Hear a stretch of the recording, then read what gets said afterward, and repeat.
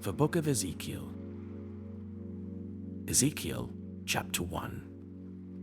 In my 30th year, in the 4th month on the 5th day, while I was among the exiles by the river Kiba, the heavens were opened, and I saw visions of God.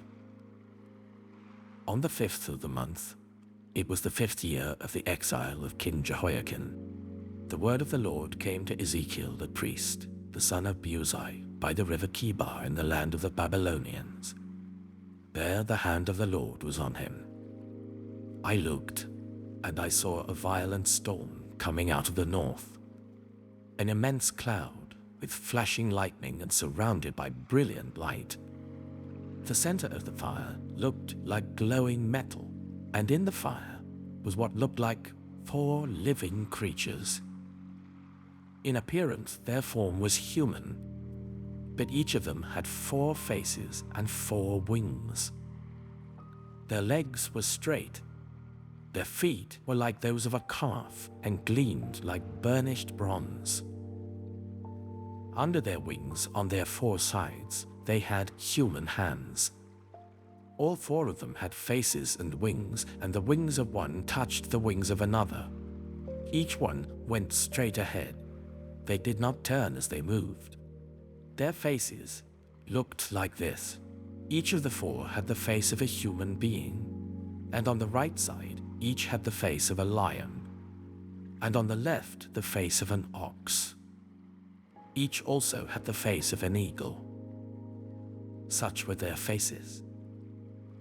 They each had 2 wings spreading out upwards, each wing touching that of the creature on either side, and each had 2 other wings covering its body. Each one went straight ahead. Wherever the spirit would go, they would go, without turning as they went. The appearance of the living creatures was like burning coals of fire, or like torches. Fire moved back and forth among the creatures. It was bright, and lightning flashed out of it. The creatures sped back and forth like flashes of lightning. As I looked at the living creatures, I saw a wheel on the ground beside each creature with its 4 faces. This was the appearance and structure of the wheels. They sparkled like topaz, and all 4 looked alike. Each appeared to be made like a wheel intersecting a wheel. As they moved, they would go in any one of the 4 directions the creatures faced. The wheels did not change direction as the creatures went. Their rims were high and awesome, and all 4 rims were full of eyes all around. When the living creatures moved, the wheels beside them moved, and when the living creatures rose from the ground, the wheels also rose. Wherever the spirit would go, they would go, and the wheels would rise along with them, because the spirit of the living creatures was in the wheels. When the creatures moved, they also moved. When the creatures stood still, they also stood still. And when the creatures rose from the ground, the wheels rose along with them, because the spirit of the living creatures was in the wheels. Spread out above the heads of the living creatures was what looked like something like a vault, sparkling like crystal and awesome. Under the vault, their wings were stretched out one towards the other, and each had 2 wings covering its body. When the creatures moved, I heard the sound of their wings, like the roar of rushing waters, like the voice of the Almighty, like the tumult of an army. When they stood still, they lowered their wings. Then there came a voice from above the vault over their heads as they stood with lowered wings. Above the vault, over their heads, was what looked like a throne of lapis lazuli, and high above on the throne was a figure like that of a man. I saw that from what appeared to be his waist up, he looked like glowing metal, as if full of fire, and that from there down, he looked like fire, and brilliant light surrounded him. Like the appearance of a rainbow in the clouds on a rainy day, so was the radiance around him. This was the appearance of the likeness of the glory of the Lord. When I saw it, I fell face down, and I heard the voice of one speaking. Ezekiel chapter 2. He said to me, "Son of man, stand up on your feet, and I will speak to you." As he spoke, the Spirit came into me and raised me to my feet, and I heard him speaking to me. He said, "Son of man, I am sending you to the Israelites, to a rebellious nation that has rebelled against me. They and their ancestors have been in revolt against me to this very day. The people to whom I am sending you are obstinate and stubborn. Say to them, this is what the sovereign Lord says. And whether they listen or fail to listen, for they are a rebellious people, they will know that a prophet has been among them. And you, Son of Man, do not be afraid of them or their words. Do not be afraid, though briars and thorns are all around you, and you live among scorpions.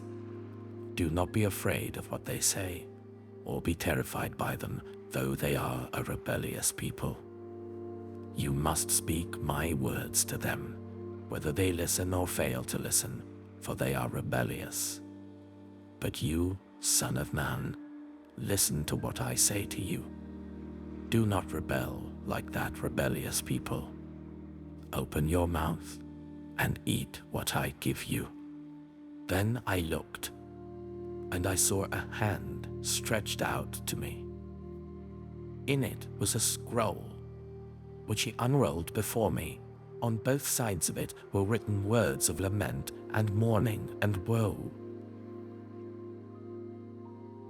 Ezekiel chapter 3. And he said to me, "Son of man, eat what is before you. Eat this scroll. Then go and speak to the people of Israel." So I opened my mouth, and he gave me the scroll to eat. Then he said to me, "Son of man, eat this scroll I am giving you and fill your stomach with it." So I ate it, and it tasted as sweet as honey in my mouth. He then said to me, "Son of man, go now to the people of Israel and speak my words to them. You are not being sent to a people of obscure speech and strange language, but to the people of Israel. Not to many peoples of obscure speech and strange language, whose words you cannot understand. Surely, if I had sent you to them, they would have listened to you.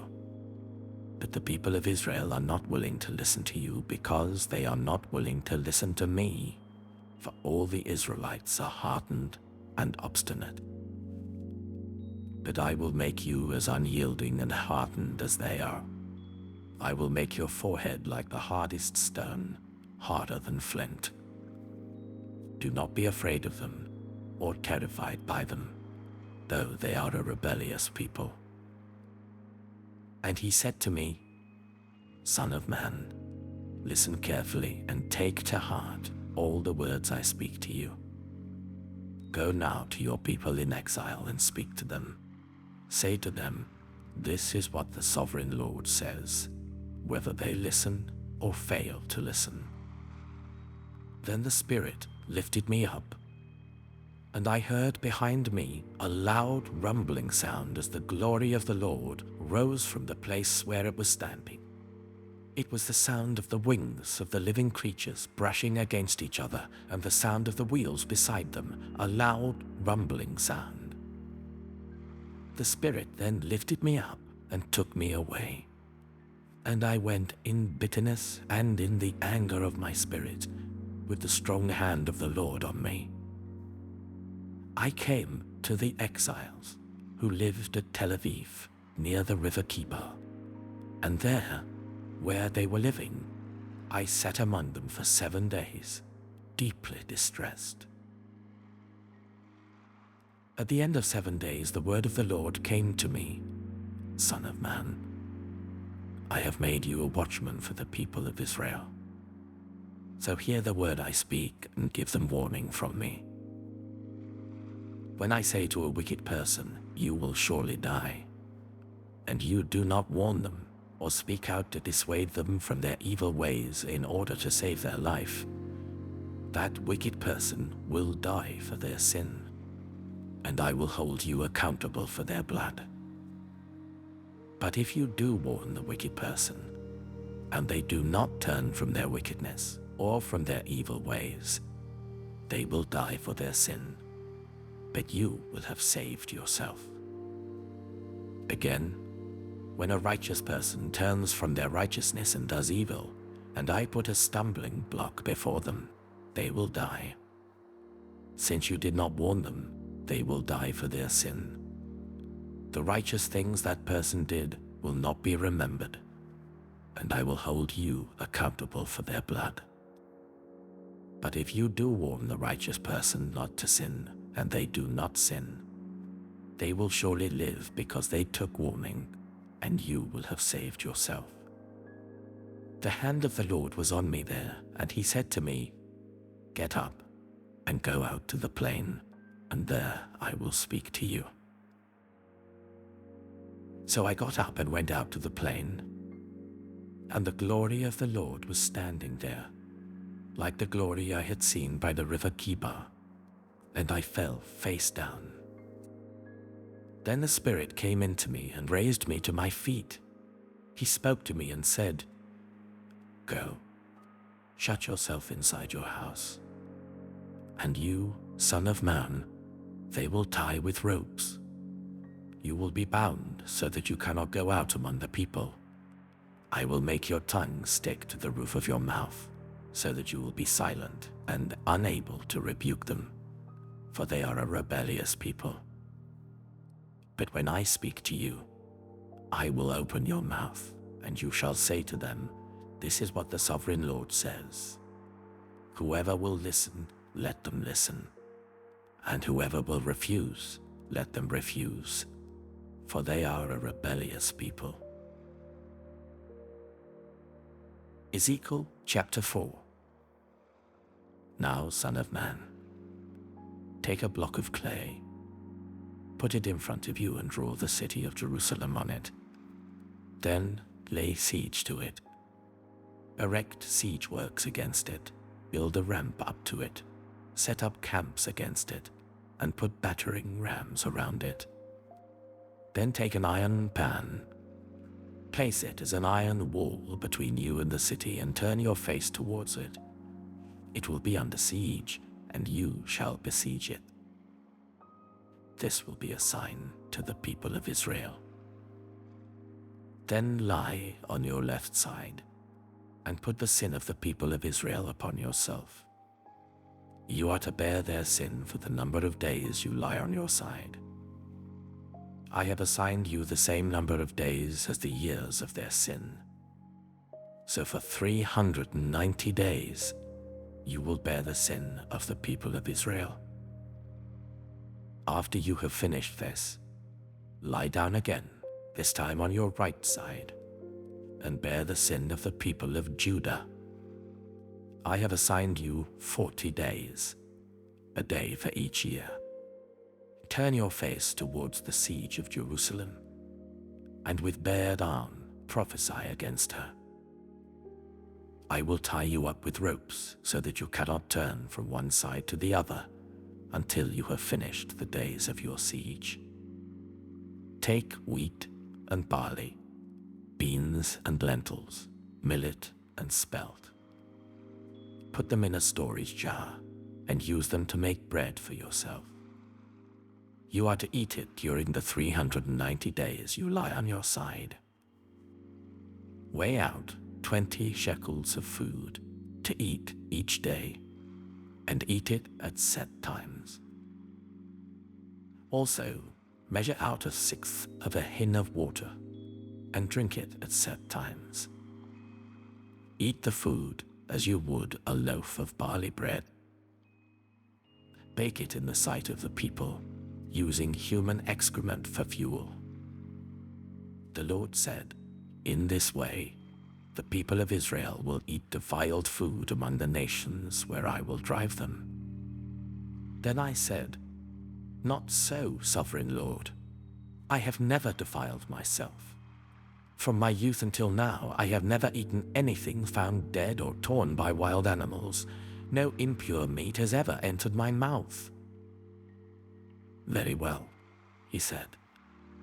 "I will let you bake your bread over cow dung instead of human excrement." He then said to me, "Son of man, I am about to cut off the food supply in Jerusalem. The people will eat rationed food in anxiety and drink rationed water in despair, for food and water will be scarce. They will be appalled at the sight of each other and will waste away because of their sin." Ezekiel chapter 5. Now, son of man, take a sharp sword and use it as a barber's razor to shave your head and your beard. Then take a set of scales and divide up the hair. When the days of your siege come to an end, burn a third of the hair inside the city. Take a third and strike it with the sword all around the city, and scatter a third to the wind. For I will pursue them with drawn sword. But take a few hairs and tuck them away in the folds of your garment. Again, take a few of these and throw them into the fire and burn them up. A fire will spread from there to all Israel.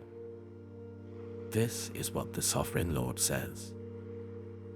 This is Jerusalem, which I have set in the center of the nations, with countries all around her. Yet, in her wickedness, she has rebelled against my laws and decrees more than the nations and countries around her. She has rejected my laws and has not followed my decrees.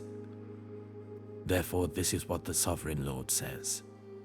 You have been more unruly than the nations around you and have not followed my decrees or kept my laws. You have not even conformed to the standards of the nations around you. Therefore, this is what the sovereign Lord says. I myself am against you, Jerusalem, and I will inflict punishment on you in the sight of the nations. Because of all your detestable idols, I will do to you what I have never done before and will never do again. Therefore, in your midst, parents will eat their children, and children will eat their parents. I will inflict punishment on you and will scatter all your survivors to the winds. Therefore, as surely as I live, declares the sovereign Lord, because you have defiled my sanctuary with all your vile images and detestable practices, I myself will shave you. I will not look on you with pity or spare you. A third of your people will die of the plague or perish by famine inside you. A third will fall by the sword outside your walls, and a third I will scatter to the winds and pursue with drawn sword. Then my anger will cease, and my wrath against them will subside, and I will be avenged. And when I have spent my wrath on them, they will know that I, the Lord, have spoken in my zeal. I will make you a ruin and a reproach among the nations around you in the sight of all who pass by. You will be a reproach and a taunt, a warning and an object of horror to the nations around you when I inflict punishment on you in anger and in wrath and with stinging rebuke. I, the Lord, have spoken. When I shoot at you with my deadly and destructive arrows of famine, I will shoot to destroy you. I will bring more and more famine upon you and cut off your supply of food. I will send famine and wild beasts against you, and they will leave you childless. Plague and bloodshed will sweep through you, and I will bring the sword against you. I, the Lord, have spoken. Ezekiel chapter 6. The word of the Lord came to me, Son of man, set your face against the mountains of Israel, prophesy against them and say, You mountains of Israel, hear the word of the sovereign Lord. This is what the sovereign Lord says to the mountains and hills, to the ravines and valleys. I am about to bring a sword against you, and I will destroy your high places. Your altars will be demolished, and your incense altars will be smashed. And I will slay your people in front of your idols. I will lay the dead bodies of the Israelites in front of their idols, and I will scatter your bones around your altars. Wherever you live, the towns will be laid waste and the high places demolished, so that your altars will be laid waste and devastated, your idols smashed and ruined, your incense altars broken down, and what you have made wiped out. Your people will fall slain among you, and you will know that I am the Lord. But I will spare some, for some of you will escape the sword when you are scattered among the lands and nations. Then, in the nations where they have been carried captive, those who escape will remember me, how I have been grieved by their adulterous hearts, which have turned away from me, and by their eyes which have lusted after their idols. They will loathe themselves for the evil they have done, and for all their detestable practices. And they will know that I am the Lord. I did not threaten in vain to bring this calamity on them. This is what the sovereign Lord says. Strike your hands together and stamp your feet and cry out, Alas!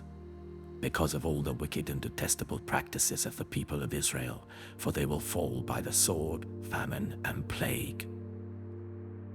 One who is far away will die of the plague, and one who is near will fall by the sword. And anyone who survives and is spared will die of famine. So will I pour out my wrath on them. And they will know that I am the Lord when their people lie slain among their idols, around their altars, on every high hill and on all the mountain tops, under every spreading tree and every leafy oak, places where they offered fragrant incense to all their idols. And I will stretch out my hand against them and make the land a desolate waste, from the desert to Diblah, wherever they live. Then they will know that I am the Lord. Ezekiel chapter 7. The word of the Lord came to me. Son of man, this is what the sovereign Lord says to the land of Israel. The end has come upon the four corners of the land. The end is now upon you, and I will unleash my anger against you. I will judge you according to your conduct and repay you for all your detestable practices. I will not look on you with pity. I will not spare you. I will surely repay you for your conduct and for the detestable practices among you. Then you will know that I am the Lord. This is what the sovereign Lord says. Disaster. Unheard of disaster. See, it comes. The end has come. The end has come. It has roused itself against you. See, it comes. Doom has come upon you who dwell in the land. The time has come. The day is near. There is panic, not joy, on the mountains. I am about to pour out my wrath on you and spend my anger against you. I will judge you according to your conduct and repay you for all your detestable practices. I will not look on you with pity. I will not spare you. I will repay you for your conduct and for the detestable practices among you. Then you will know that it is I, the Lord, who strikes you. See, the day. See, it comes. Doom has burst forth, the rod has budded, arrogance has blossomed. Violence has arisen, a rod to punish the wicked. None of the people will be left, none of that crowd, none of their wealth, nothing of value. The time has come, the day has arrived. Let not the buyer rejoice, nor the seller grieve, for my wrath is on the whole crowd. The seller will not recover the property that was sold, as long as both buyer and seller live. For the vision concerning the whole crowd will not be reversed. Because of their sins, not one of them will preserve their life. They have blown the trumpet, they have made all things ready, but no one will go into battle, for my wrath is on the whole crowd. Outside is the sword, inside a plague and famine. Those in the country will die by the sword. Those in the city will be devoured by famine and plague. The fugitives who escape will flee to the mountains. Like doves of the valleys, they will all moan, each for their own sins. Every hand will go limp, every leg will be wet with urine. They will put on sackcloth and be clothed with terror. Every face will be covered with shame, and every head will be shaved. They will throw their silver into the streets, and their gold will be treated as a thing unclean. Their silver and gold will not be able to deliver them in the day of the Lord's wrath. It will not satisfy their hunger or fill their stomachs, for it has caused them to stumble into sin. They took pride in their beautiful jewelry and used it to make their detestable idols. They made it into vile images. Therefore I will make it a thing unclean for them. I will give their wealth as plunder to foreigners, and as loot to the wicked of the earth who will defile it. I will turn my face away from the people, and robbers will desecrate the place I treasure. They will enter it and will defile it. Prepare chains, for the land is full of bloodshed and the city is full of violence. I will bring the most wicked of nations to take possession of their houses. I will put an end to the pride of the mighty, and their sanctuaries will be desecrated. When terror comes, they will seek peace in vain. Calamity upon calamity will come, and rumor upon rumor. They will go searching for a vision from the prophet. Priestly instruction in the law will cease. The council of the elders will come to an end. The king will mourn. The prince will be clothed with despair. And the hands of the people of the land will tremble. I will deal with them according to their conduct, and by their own standards I will judge them.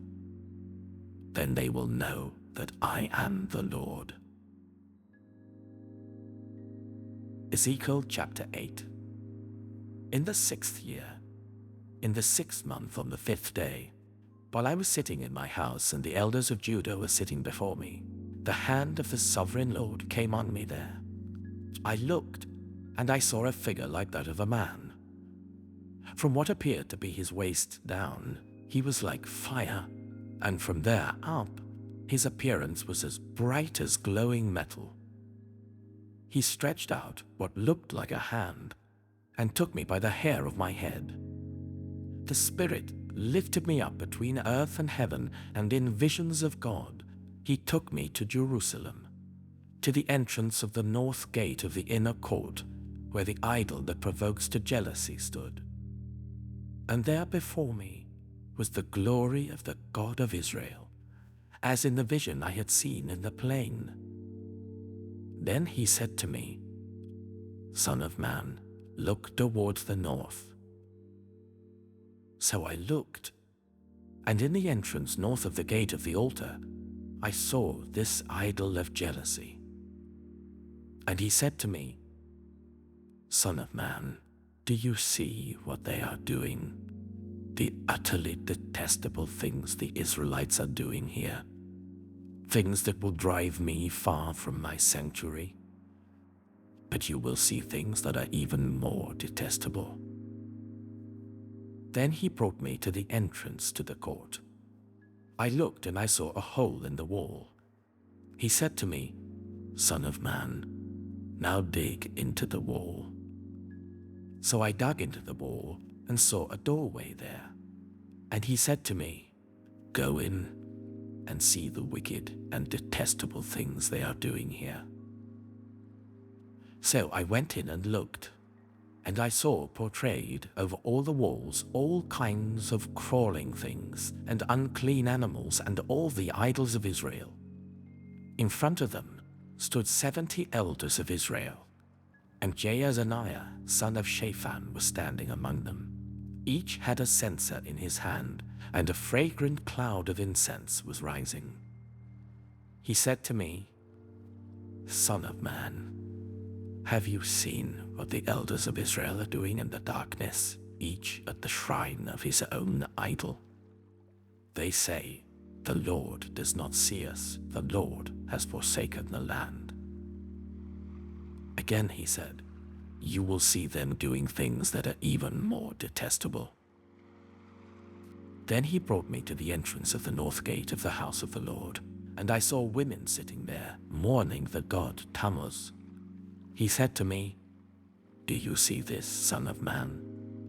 You will see things that are even more detestable than this."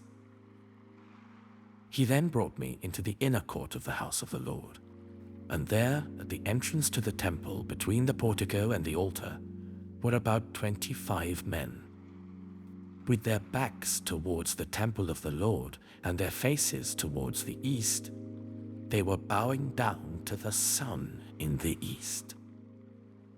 He said to me, "Have you seen this, son of man? Is it a trivial matter for the people of Judah to do the detestable things they are doing here? Must they also fill the land with violence and continually arouse my anger? Look at them putting the branch to their nose. Therefore I will deal with them in anger. I will not look on them with pity or spare them. Although they shout in my ears, I will not listen to them." Ezekiel chapter 9. Then I heard him call out in a loud voice, "Bring near those who are appointed to execute judgment on the city, each with a weapon in his hand." And I saw 6 men coming from the direction of the upper gate, which faces north, each with a deadly weapon in his hand. With them was a man clothed in linen, who had a writing kit at his side. They came in and stood beside the bronze altar. Now the glory of the God of Israel went up from above the cherubim where it had been, and moved to the threshold of the temple. Then the Lord called to the man clothed in linen, who had the writing kit at his side, and said to him, "Go throughout the city of Jerusalem, and put a mark on the foreheads of those who grieve and lament over all the detestable things that are done in it."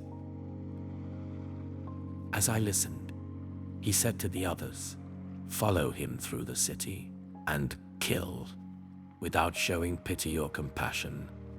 Slaughter the old men, the young men and women, the mothers and children, but do not touch anyone who has the mark.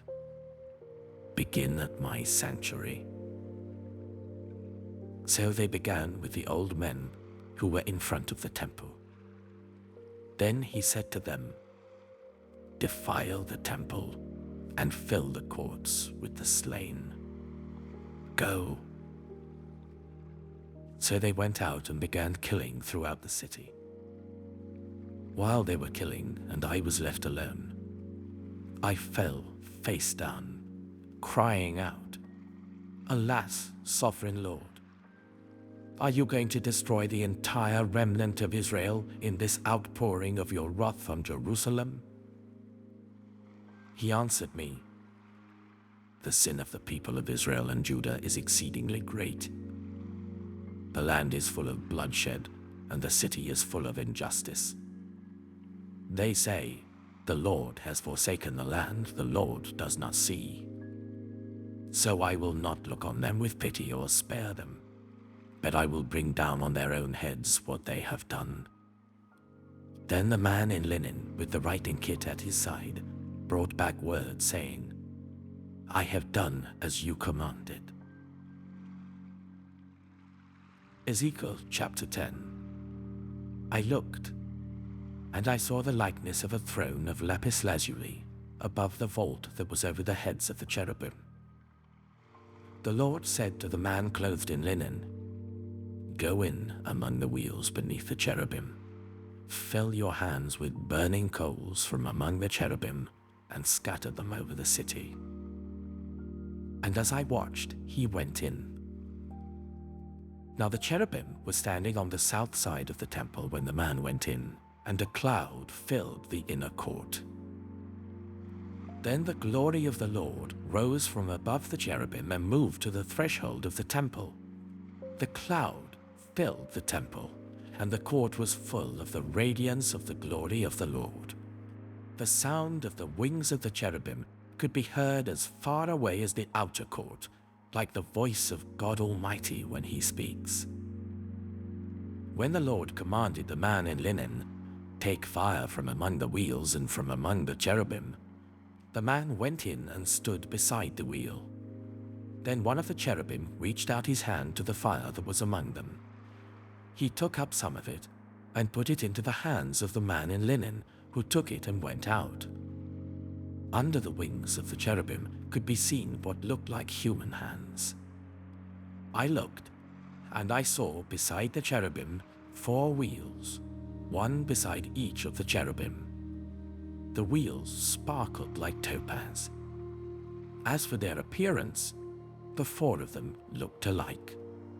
Each was like a wheel intersecting a wheel. As they moved, they would go in any one of the 4 directions the cherubim faced. The wheels did not turn about as the cherubim went. The cherubim went in whatever direction the head faced, without turning as they went.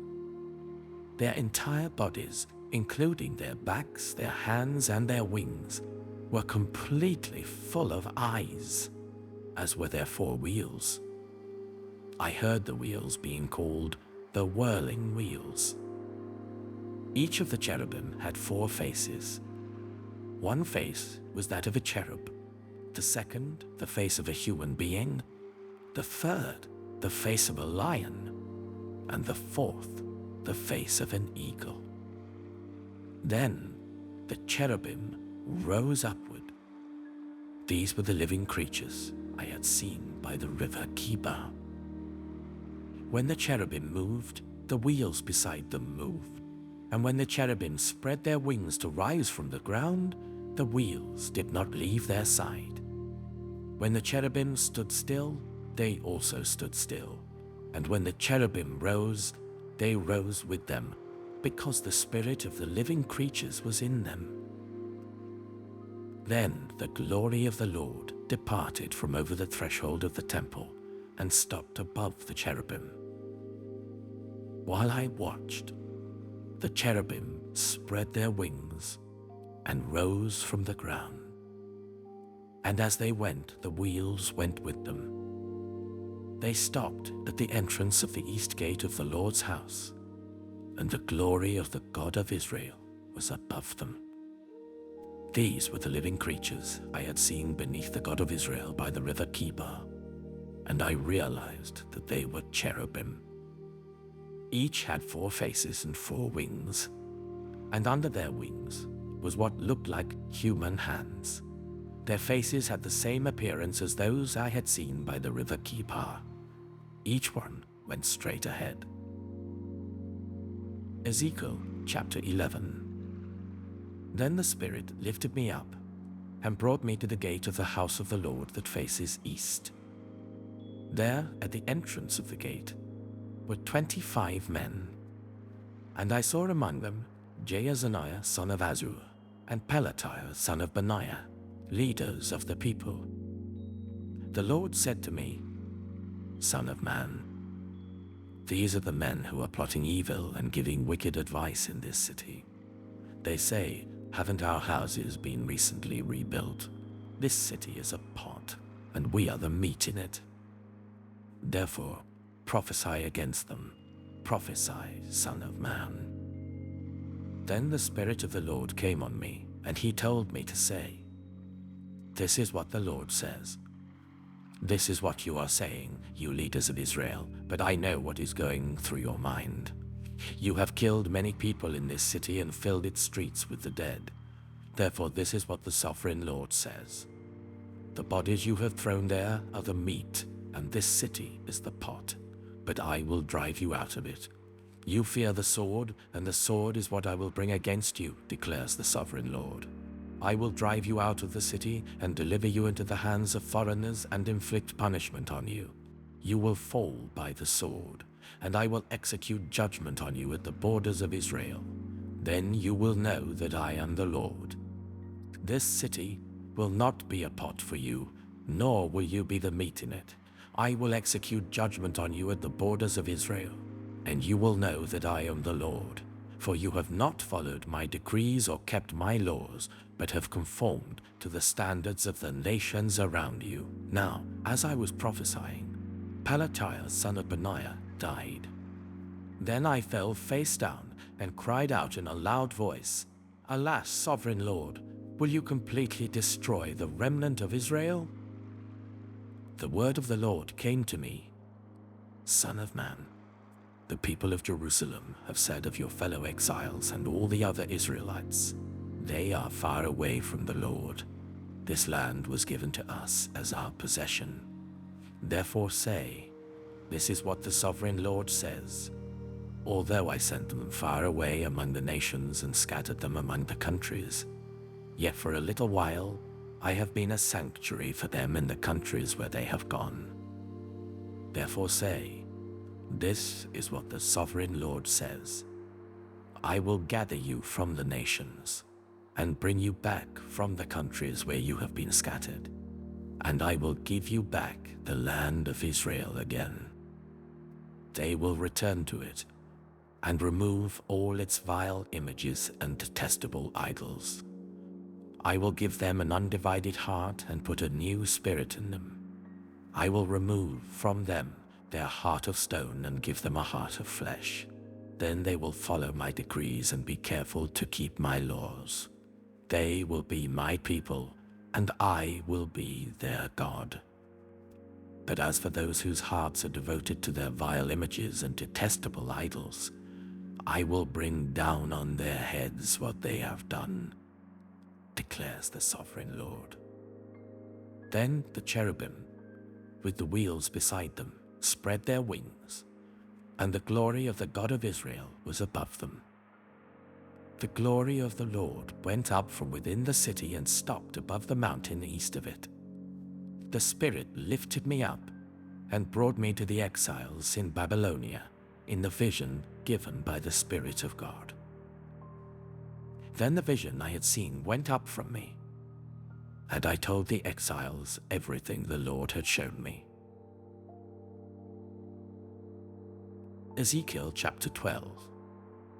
The word of the Lord came to me, "Son of man, you are living among a rebellious people. They have eyes to see, but do not see, and ears to hear, but do not hear, for they are a rebellious people. Therefore, son of man, pack your belongings for exile, and in the daytime, as they watch, set out and go from where you are to another place. Perhaps they will understand, though they are a rebellious people. During the daytime, while they watch, bring out your belongings packed for exile. Then in the evening, while they are watching, go out like those who go into exile. While they watch, dig through the wall and take your belongings out through it. Put them on your shoulder as they are watching and carry them out at dusk.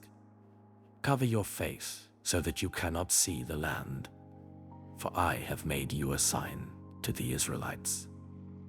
So I did as I was commanded. During the day, I brought out my things packed for exile. Then, in the evening, I dug through the wall with my hands. I took my belongings out at dusk, carrying them on my shoulders while they watched. In the morning, the word of the Lord came to me. Son of man, did not the Israelites, that rebellious people, ask you, "What are you doing?" Say to them, "This is what the sovereign Lord says. This prophecy concerns the prince in Jerusalem and all the Israelites who are there. Say to them, I am a sign to you. As I have done, so it will be done to them. They will go into exile as captives. The prince among them will put his things on his shoulder at dusk and leave, and a hole will be dug in the wall for him to go through. He will cover his face so that he cannot see the land. I will spread my net for him, and he will be caught in my snare. I will bring him to Babylonia, the land of the Chaldeans, but he will not see it, and there he will die. I will scatter to the winds all those around him, his staff and all his troops, and I will pursue them with drawn sword. They will know that I am the Lord when I disperse them among the nations and scatter them through the countries. And I will spare a few of them from the sword, famine, and plague, so that in the nations where they go, they may acknowledge all their detestable practices. Then they will know that I am the Lord. The word of the Lord came to me. Son of man, tremble as you eat your food, and shudder in fear as you drink your water. Say to the people of the land, this is what the sovereign Lord says about those living in Jerusalem and in the land of Israel. They will eat their food in anxiety and drink their water in despair, for their land will be stripped of everything in it because of the violence of all who live there. The inhabited towns will be laid waste, and the land will be desolate. Then you will know that I am the Lord. The word of the Lord came to me. Son of man, what is this proverb you have in the land of Israel? The days go by and every vision comes to nothing. Say to them, this is what the sovereign Lord says. I am going to put an end to this proverb, and they will no longer quote it in Israel. Say to them, the days are near when every vision will be fulfilled, for there will be no more false visions or flattering divinations among the people of Israel. But I, the Lord, will speak what I will, and it shall be fulfilled without delay. For in your days, you rebellious people, I will fulfill whatever I say, declares the sovereign Lord. The word of the Lord came to me, Son of man. The Israelites are saying, the vision he sees is for many years from now, and he prophesies about the distant future. Therefore say to them, this is what the sovereign Lord says, none of my words will be delayed any longer. Whatever I say will be fulfilled, declares the sovereign Lord. Ezekiel chapter 13. The word of the Lord came to me, Son of man, prophesy against the prophets of Israel who are now prophesying. Say to those who prophesy out of their own imagination, hear the word of the Lord. This is what the sovereign Lord says. Woe to the foolish prophets who follow their own spirit and have seen nothing. Your prophets, Israel, are like jackals among ruins. You have not gone up to the breaches in the wall to repair it for the people of Israel, so that it will stand firm in the battle on the day of the Lord. Their visions are false, and their divinations a lie. Even though the Lord has not sent them, they say, the Lord declares, and expect him to fulfill their words. Have you not seen false visions and uttered lying divinations when you say, the Lord declares, though I have not spoken? Therefore this is what the sovereign Lord says. Because of your false words and lying visions, I am against you, declares the sovereign Lord. My hand will be against the prophets who see false visions and utter lying divinations, They will not belong to the council of my people or be listed in the records of Israel, nor will they enter the land of Israel. Then you will know that I am the sovereign Lord. Because they lead my people astray, saying, peace, when there is no peace, and because when a flimsy wall is built, they cover it with whitewash. Therefore tell those who cover it with whitewash that it is going to fall. Rain will come in torrents, and I will send hailstones hurtling down, and violent winds will burst forth. When the wall collapses, will people not ask you, where is the whitewash you covered it with? Therefore this is what the sovereign Lord says, in my wrath I will unleash a violent wind, and in my anger hailstones and torrents of rain will fall with destructive fury. I will tear down the wall you have covered with whitewash, and will level it to the ground, so that its foundation will be laid bare. When it falls, you will be destroyed in it, and you will know that I am the Lord. So I will pour out my wrath against the wall, and against those who covered it with whitewash. I will say to you, the wall is gone, and so are those who whitewashed it, those prophets of Israel who prophesied to Jerusalem and saw visions of peace for her when there was no peace, declares the sovereign Lord. Now, Son of Man, set your face against the daughters of your people who prophesy out of their own imagination.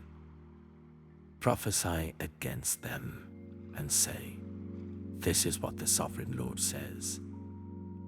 Woe to the women who sew magic charms on all their wrists and make veils of various lengths for their heads in order to ensnare people.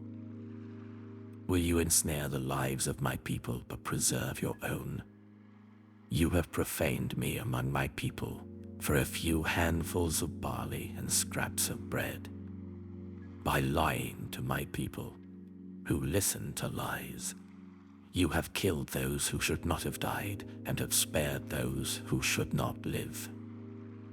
Therefore, this is what the sovereign Lord says. I am against your magic charms with which you ensnare people like birds, and I will tear them from your arms. I will set free the people that you ensnare like birds. I will tear off your veils and save my people from your hands, and they will no longer fall prey to your power. Then you will know that I am the Lord.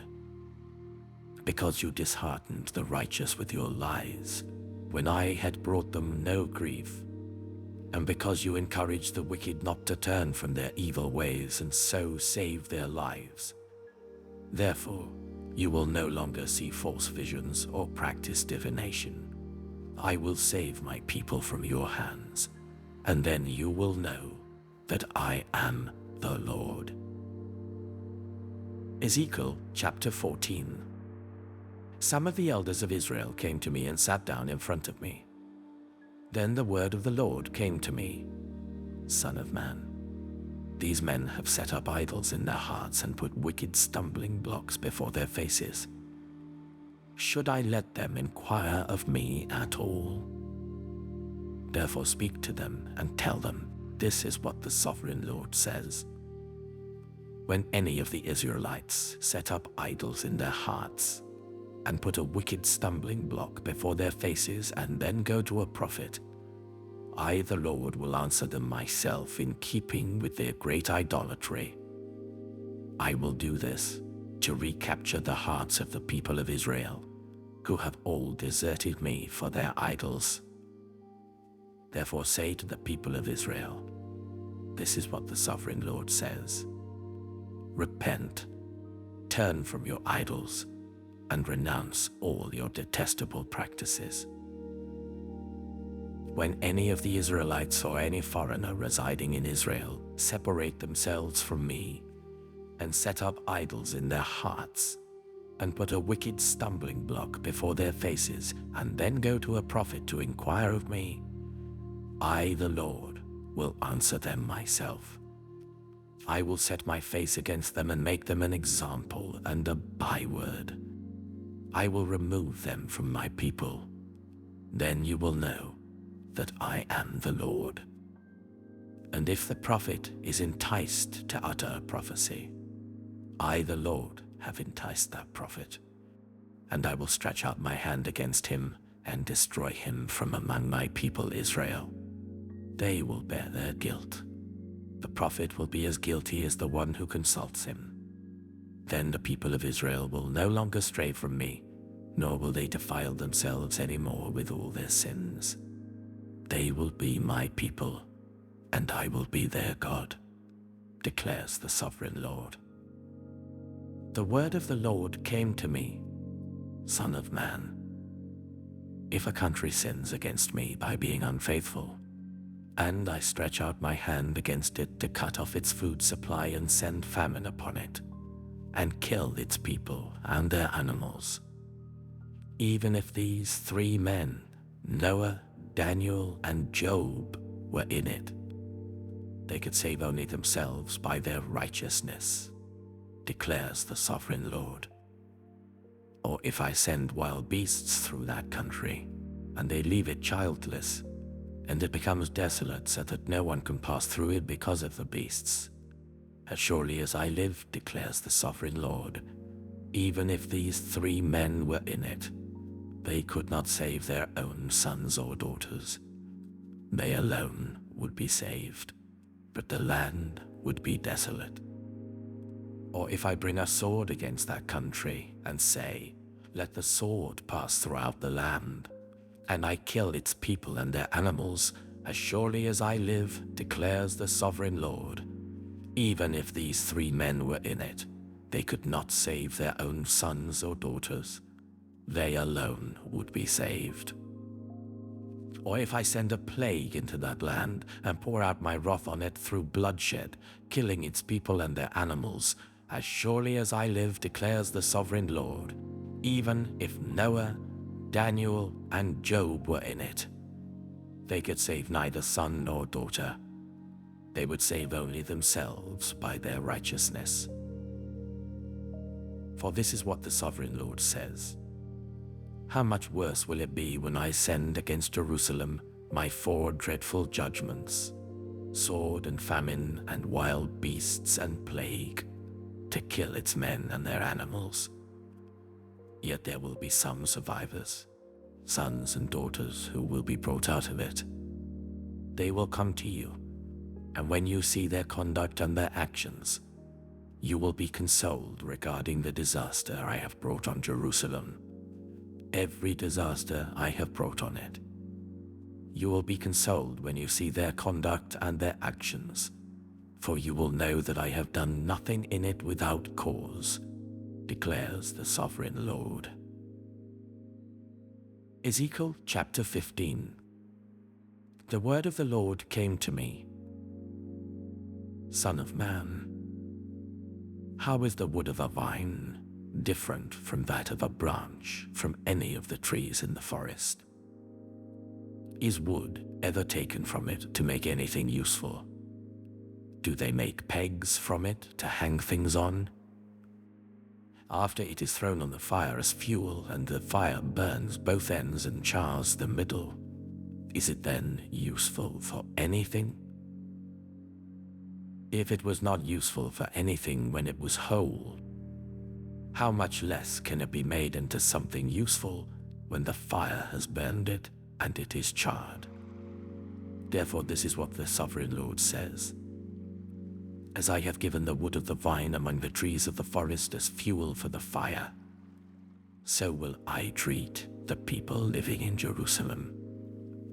I will set my face against them. Although they have come out of the fire will yet consume them. And when I set my face against them, you will know that I am the Lord. I will make the land desolate because they have been unfaithful, declares the sovereign Lord. Ezekiel chapter 16. The word of the Lord came to me. Son of man, confront Jerusalem with her detestable practices and say, this is what the sovereign Lord says to Jerusalem. Your ancestry and birth were in the land of the Canaanites. Your father was an Amorite, and your mother a Hittite. On the day you were born, your cord was not cut, nor were you washed with water to make you clean, nor were you rubbed with salt or wrapped in cloths. No one looked on you with pity or had compassion enough to do any of these things for you.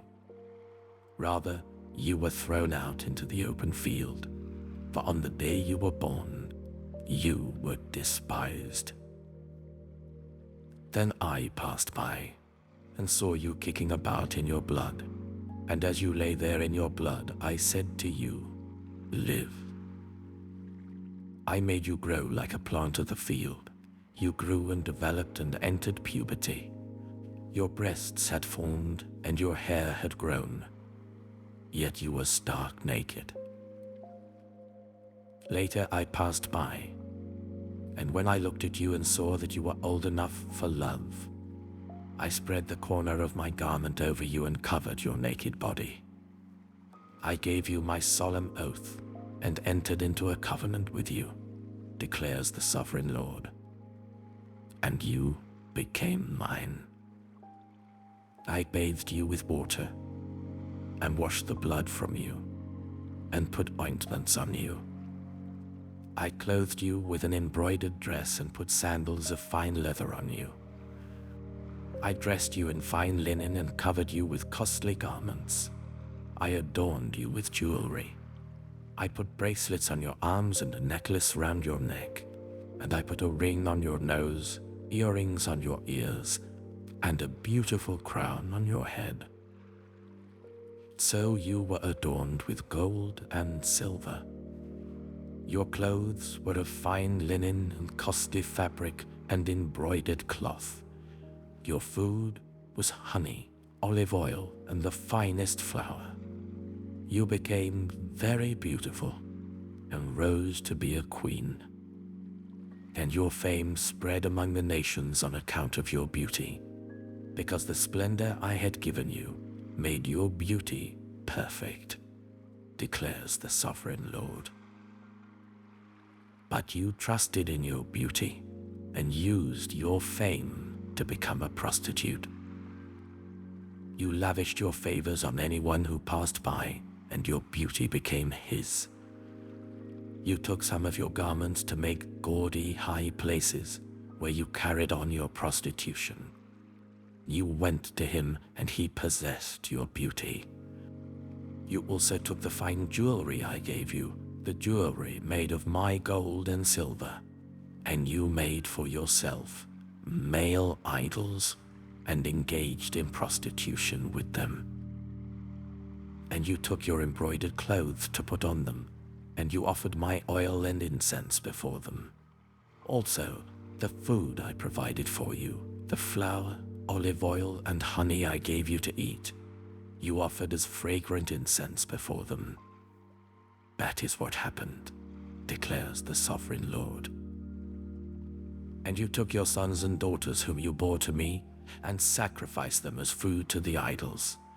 Was your prostitution not enough? You slaughtered my children and sacrificed them to the idols. In all your detestable practices and your prostitution, you did not remember the days of your youth when you were naked and bare, kicking about in your blood. Woe, woe to you, declares the sovereign Lord. In addition to all your other wickedness, you built a mound for yourself and made a lofty shrine in every public square. At every street corner, you built your lofty shrines and degraded your beauty, spreading your legs with increasing promiscuity to anyone who passed by. You engaged in prostitution with the Egyptians, your neighbors with large genitals, and aroused my anger with your increasing promiscuity. So I stretched out my hand against you and reduced your territory. I gave you over to the greed of your enemies, the daughters of the Philistines, who were shocked by your lewd conduct. You engaged in prostitution with the Assyrians too, because you were insatiable. And even after that, you still were not satisfied. Then you increased your promiscuity to include Babylonia, a land of merchants.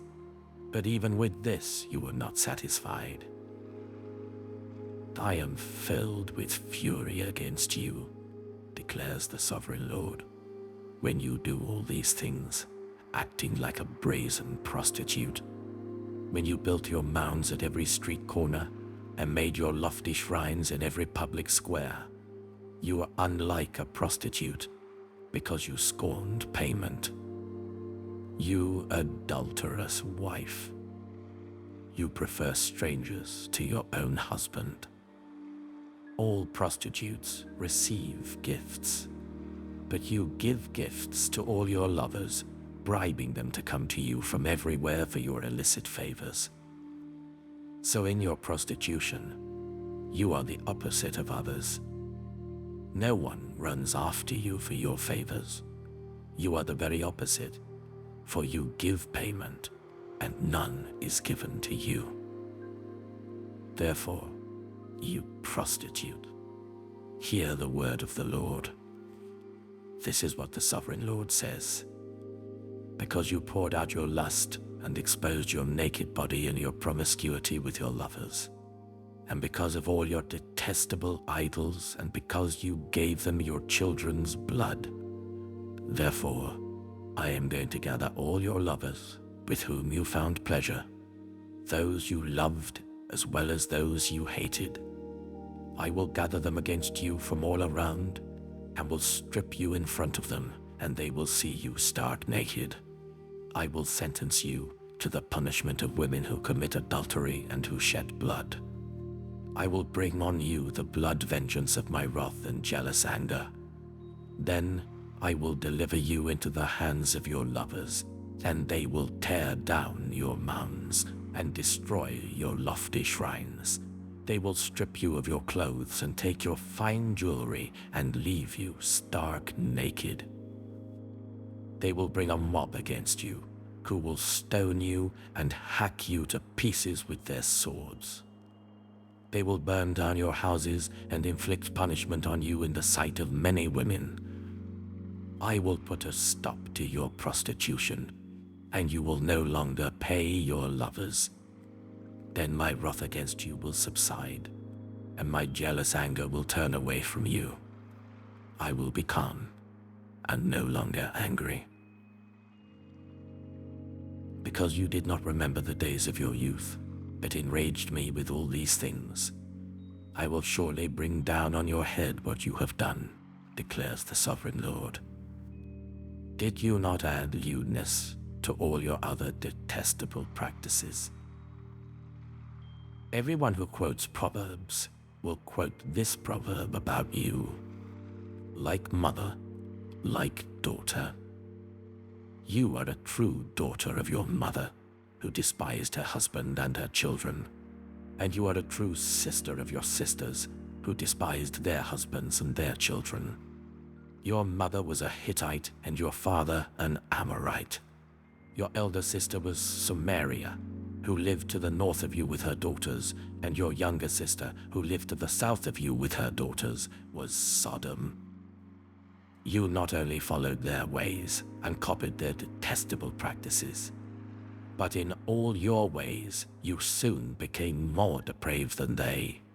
As surely as I live, declares the Sovereign Lord, your sister Sodom and her daughters never did what you and your daughters have done.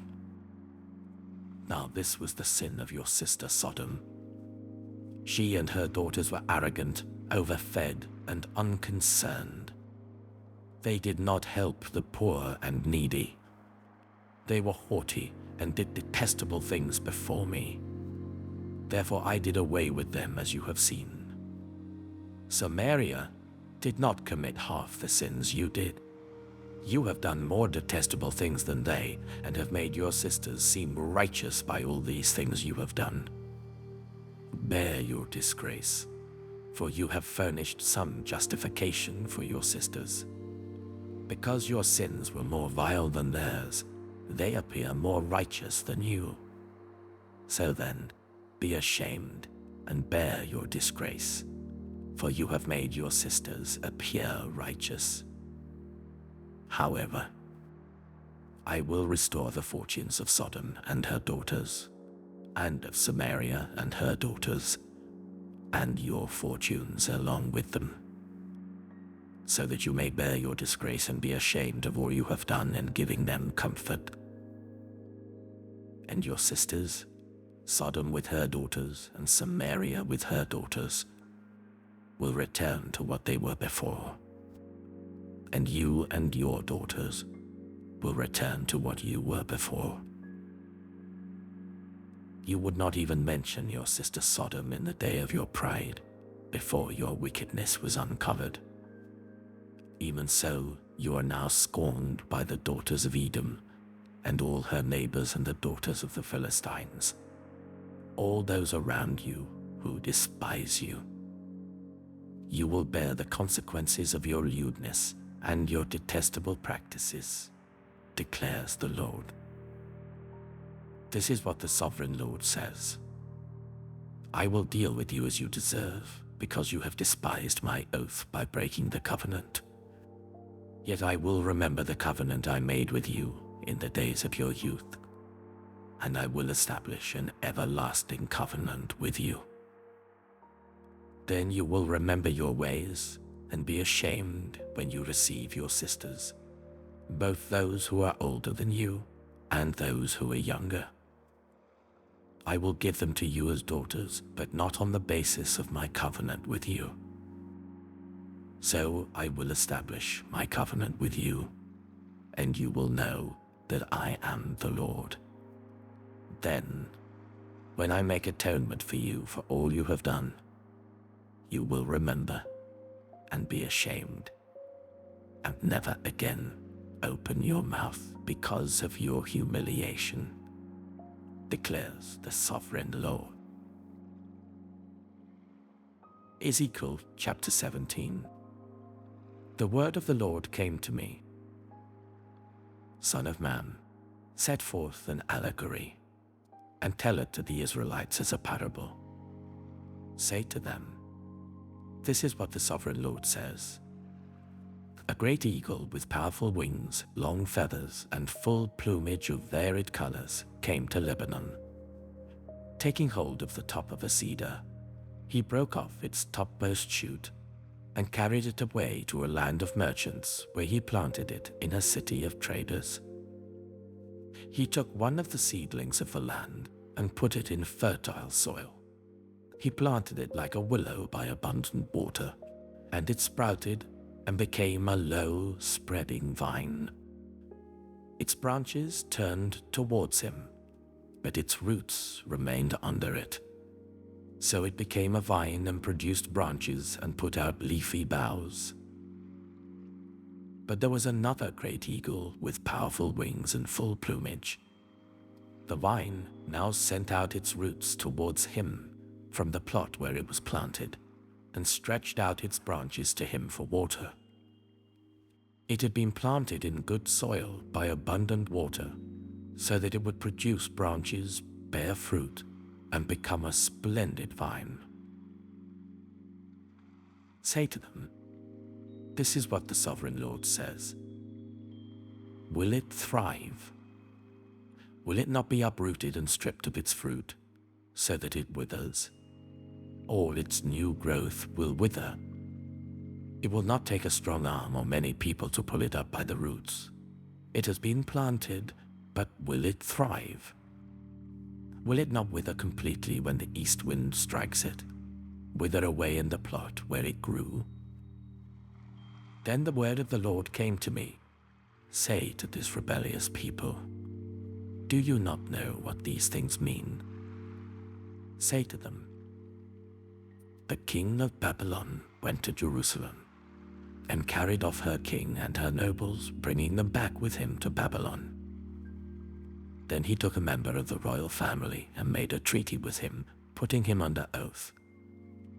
He also carried away the leading men of the land, so that the kingdom would be brought low, unable to rise again, surviving only by keeping his treaty. But the king rebelled against him by sending his envoys to Egypt to get horses and a large army. Will he succeed? Will he who does such things escape? Will he break the treaty and yet escape? As surely as I live, declares the sovereign Lord, he shall die in Babylon, in the land of the king who put him on the throne, whose oath he despised and whose treaty he broke. Pharaoh, with his mighty army and great horde, will be of no help to him in war when ramps are built and siege works erected to destroy many lives. He despised the oath by breaking the covenant. Because he had given his hand in pledge and yet did all these things, he shall not escape. Therefore, this is what the sovereign Lord says. As surely as I live, I will repay him for despising my oath and breaking my covenant. I will spread my net for him, and he will be caught in my snare. I will bring him to Babylon and execute judgment on him there, because he was unfaithful to me. All his choice troops will fall by the sword, and the survivors will be scattered to the winds. Then you will know that I, the Lord, have spoken. This is what the sovereign Lord says. I myself will take a shoot from the very top of a cedar and plant it. I will break off a tender sprig from its topmost shoots and plant it on a high and lofty mountain. On the mountain heights of Israel, I will plant it, and it will produce branches and bear fruit and become a splendid cedar. Birds of every kind will nest in it. They will find shelter in the shade of its branches. All the trees of the forest will know that I, the Lord, bring down the tall tree and make the low tree grow tall. I dry up the green tree and make the dry tree flourish. I, the Lord, have spoken, and I will do it. Ezekiel chapter 18. The word of the Lord came to me. What do you people mean by quoting this proverb about the land of Israel? The parents eat sour grapes and the children's teeth are set on edge. As surely as I live, declares the sovereign Lord, you will no longer quote this proverb in Israel. For everyone belongs to me, the parent as well as the child, both alike belong to me. The one who sins is the one who will die. Suppose there is a righteous man who does what is just and right. He does not eat at the mountain shrines or look to the idols of Israel. He does not defile his neighbor's wife or have sexual relations with a woman during her period. He does not oppress anyone, but returns what he took in pledge for a loan. He does not commit robbery, but gives his food to the hungry and provides clothing for the naked. He does not lend to them at interest or take a profit from them. He withholds his hand from doing wrong and judges fairly between two parties. He follows my decrees and faithfully keeps my laws. That man is righteous. He will surely live, declares the sovereign Lord. Suppose he has a violent son who sheds blood or does any of these other things, though the father has done none of them. He eats at the mountain shrines. He defiles his neighbor's wife. He oppresses the poor and needy. He commits robbery. He does not return what he took in pledge. He looks to the idols. He does detestable things. He lends at interest and takes a profit. Will such a man live? He will not. Because he has done all these detestable things, he is to be put to death. His blood will be on his own head. But suppose this son has a son who sees all the sins his father commits, and though he sees them, he does not do such things. He does not eat at the mountain shrines or look to the idols of Israel. He does not defile his neighbor's wife. He does not oppress anyone or require a pledge for a loan. He does not commit robbery, but gives his food to the hungry and provides clothing for the naked. He withholds his hand from ill-treating the poor and takes no interest or profit from them. He keeps my laws and follows my decrees. He will not die for his father's sin. He will surely live. But his father will die for his own sin, because he practiced extortion, robbed his brother, and did what was wrong among his people. Yet you ask, why does the son not share the guilt of his father? Since the son has done what is just and right and has been careful to keep all my decrees, he will surely live. The one who sins is the one who will die. The child will not share the guilt of the parent, nor will the parent share the guilt of the child. The righteousness of the righteous will be credited to them, and the wickedness of the wicked will be charged against them.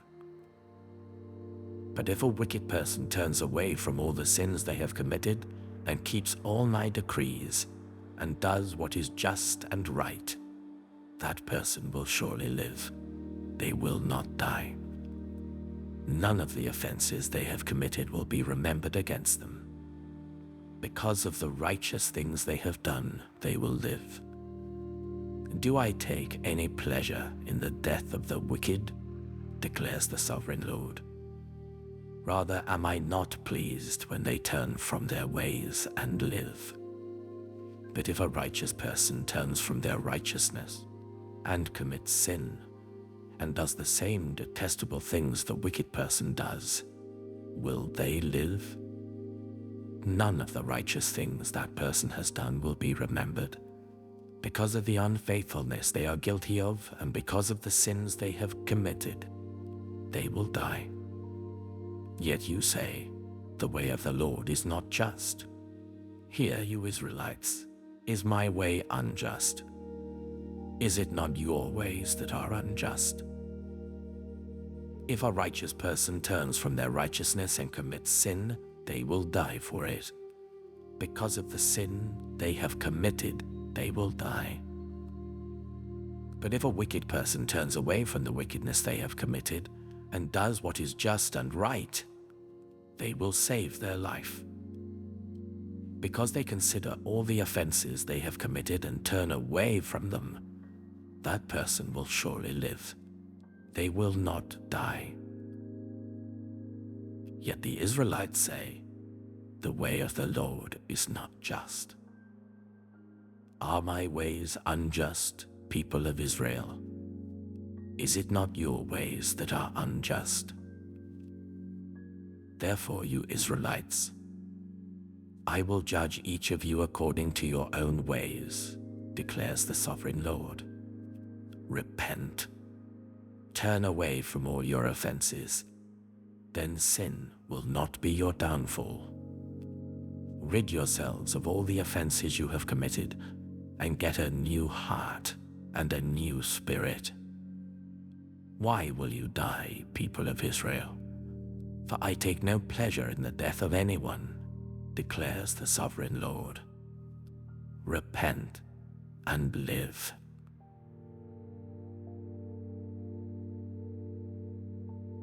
Ezekiel chapter 19. Take up a lament concerning the princes of Israel and say, what a lioness was your mother among the lions. She lay down among them and reared her cubs. She brought up one of her cubs, and he became a strong lion. He learned to tear the prey, and he became a man-eater. The nations heard about him, and he was trapped in their pit. They led him with hooks to the land of Egypt. When she saw her hope unfulfilled, her expectation gone, she took another of her cubs and made him a strong lion. He prowled among the lions, for he was now a strong lion. He learned to tear the prey, and he became a man-eater. He broke down their strongholds and devastated their towns. The land and all who were in it were terrified by his roaring. Then the nations came against him, those from regions round about. They spread their net for him, and he was trapped in their pit. With hooks they pulled him into a cage and brought him to the king of Babylon. They put him in prison, so his roar was heard no longer on the mountains of Israel. Your mother was like a vine in your vineyard, planted by the water. It was fruitful and full of branches because of abundant water. Its branches were strong, fit for a ruler's scepter. It towered high above the thick foliage, conspicuous for its height and for its many branches. But it was uprooted in fury and thrown to the ground. The east wind made it shrivel. It was stripped of its fruit. Its strong branches withered, and fire consumed them. Now it is planted in the desert, in a dry and thirsty land. Fire spread from one of its main branches and consumed its fruit. No strong branch is left on it, fit for a ruler's scepter. This is a lament, and is to be used as a lament. Ezekiel chapter 20. In the 7th year, in the 5th month, on the 10th day, some of the elders of Israel came to inquire of the Lord, and they sat down in front of me. Then the word of the Lord came to me. Son of man, speak to the elders of Israel, and say to them, this is what the sovereign Lord says. Have you come to inquire of me? As surely as I live, I will not let you inquire of me, declares the sovereign Lord. Will you judge them? Will you judge them, son of man? Then confront them with the detestable practices of their ancestors, and say to them, this is what the sovereign Lord says. On the day I chose Israel, I swore with uplifted hand to the descendants of Jacob, and revealed myself to them in Egypt. With uplifted hand I said to them, I am the Lord your God. On that day I swore to them that I would bring them out of Egypt and into a land I had searched out for them, a land flowing with milk and honey, the most beautiful of all lands. And I said to them, each of you, get rid of the vile images you have set your eyes on, and do not defile yourselves with the idols of Egypt. I am the Lord your God. But they rebelled against me and would not listen to me. They did not get rid of the vile images they had set their eyes on, nor did they forsake the idols of Egypt. So I said I would pour out my wrath on them and spend my anger against them in Egypt. But for the sake of my name, I brought them out of Egypt. I did it to keep my name from being profaned in the eyes of the nations among whom they lived, and in whose sight I had revealed myself to the Israelites. Therefore, I led them out of Egypt and brought them into the wilderness. I gave them my decrees and made known to them my laws, by which the person who obeys them will live. Also, I gave them my Sabbaths as a sign between us, so they would know that I, the Lord, made them holy. Yet the people of Israel rebelled against me in the wilderness. They did not follow my decrees, but rejected my laws, by which the person who obeys them will live, and they utterly desecrated my Sabbaths. So I said I would pour out my wrath on them and destroy them in the wilderness. But for the sake of my name, I did what would keep it from being profaned in the eyes of the nations, in whose sight I had brought them out. Also, with uplifted hand, I swore to them in the wilderness that I would not bring them into the land I had given them, a land flowing with milk and honey, the most beautiful of all lands, because they rejected my laws and did not follow my decrees and desecrated my Sabbaths. For their hearts were devoted to their idols. Yet I looked on them with pity and did not destroy them or put an end to them in the wilderness. I said to their children in the wilderness, do not follow the statutes of your parents or keep their laws, or defile yourselves with their idols. I am the Lord your God. Follow my decrees, and be careful to keep my laws. Keep my Sabbaths holy, that they may be a sign between us. Then you will know that I am the Lord your God. But the children rebelled against me. They did not follow my decrees. They were not careful to keep my laws, of which I said, the person who obeys them will live by them. And they desecrated my Sabbaths. So I said I would pour out my wrath on them and spend my anger against them in the wilderness. But I withheld my hand, and for the sake of my name, I did what would keep it from being profaned in the eyes of the nations in whose sight I had brought them out. Also, with uplifted hand, I swore to them in the wilderness that I would disperse them among the nations and scatter them through the countries, because they had not obeyed my laws, but had rejected my decrees and desecrated my Sabbaths, and their eyes lusted after their parents' idols. So I gave them other statutes that were not good, and laws through which they could not live. I defiled them through their gifts, the sacrifice of every firstborn, that I might fill them with horror, so that they would know that I am the Lord. Therefore, Son of Man, speak to the people of Israel and say to them, this is what the sovereign Lord says. In this also, your ancestors blasphemed me by being unfaithful to me. When I brought them into the land I had sworn to give them, and they saw any high hill or any leafy tree, there they offered their sacrifices, made offerings that aroused my anger, presented their fragrant incense, and poured out their drink offerings. Then I said to them, what is this high place you go to? It is called Bema to this day. Therefore say to the Israelites, this is what the sovereign Lord says. Will you defile yourselves the way your ancestors did, and lust after their vile images? When you offer your gifts, the sacrifice of your children in the fire, you continue to defile yourselves with all your idols to this day. Am I to let you inquire of me, you Israelites? As surely as I live, declares the sovereign Lord, I will not let you inquire of me. You say, we want to be like the nations, like the peoples of the world who serve wood and stone. But what you have in mind will never happen.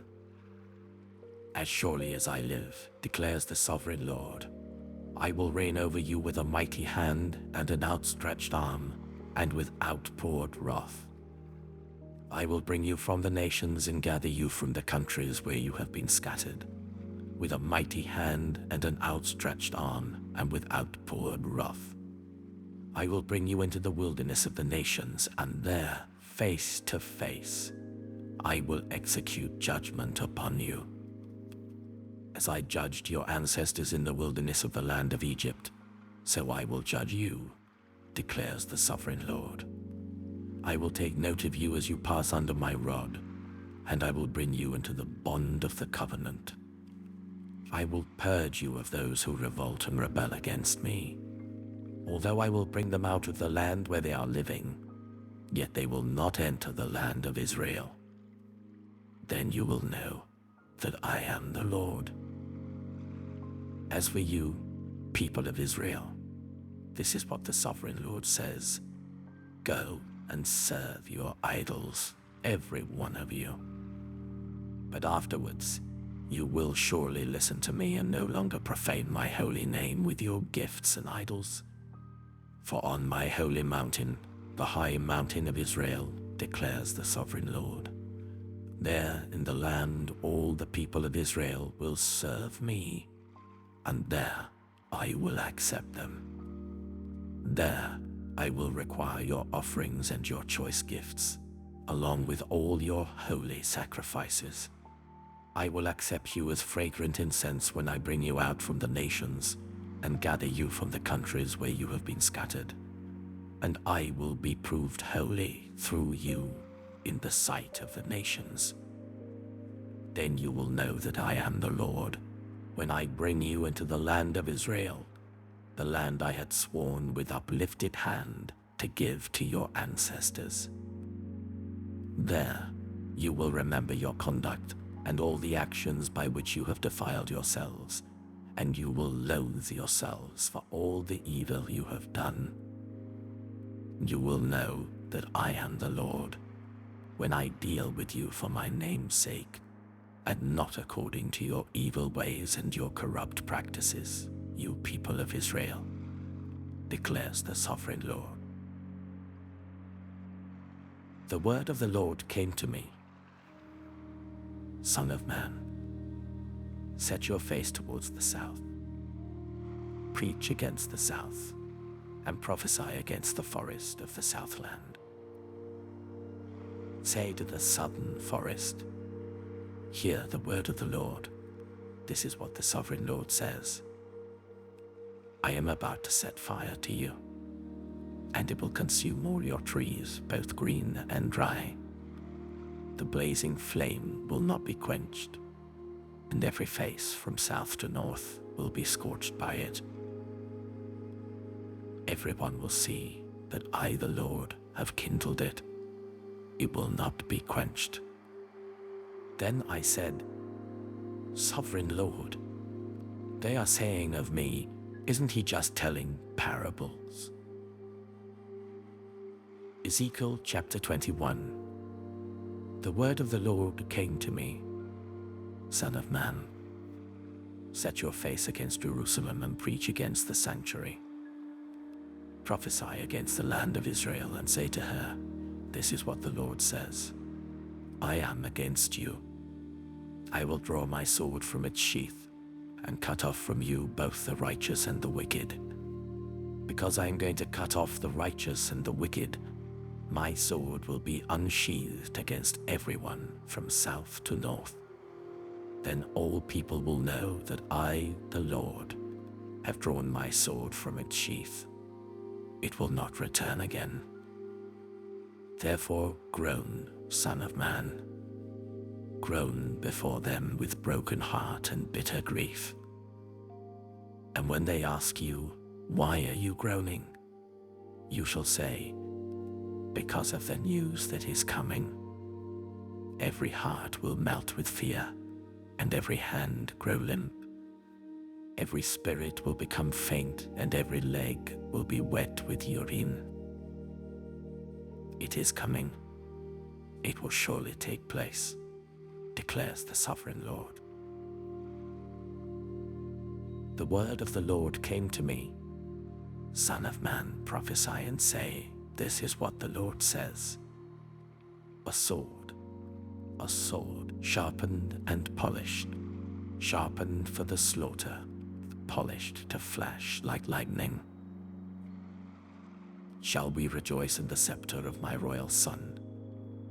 The sword despises every such stick.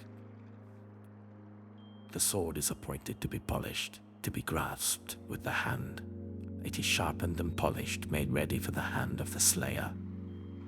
Cry out and wail, Son of man, for it is against my people, it is against all the princes of Israel. They are thrown to the sword along with my people.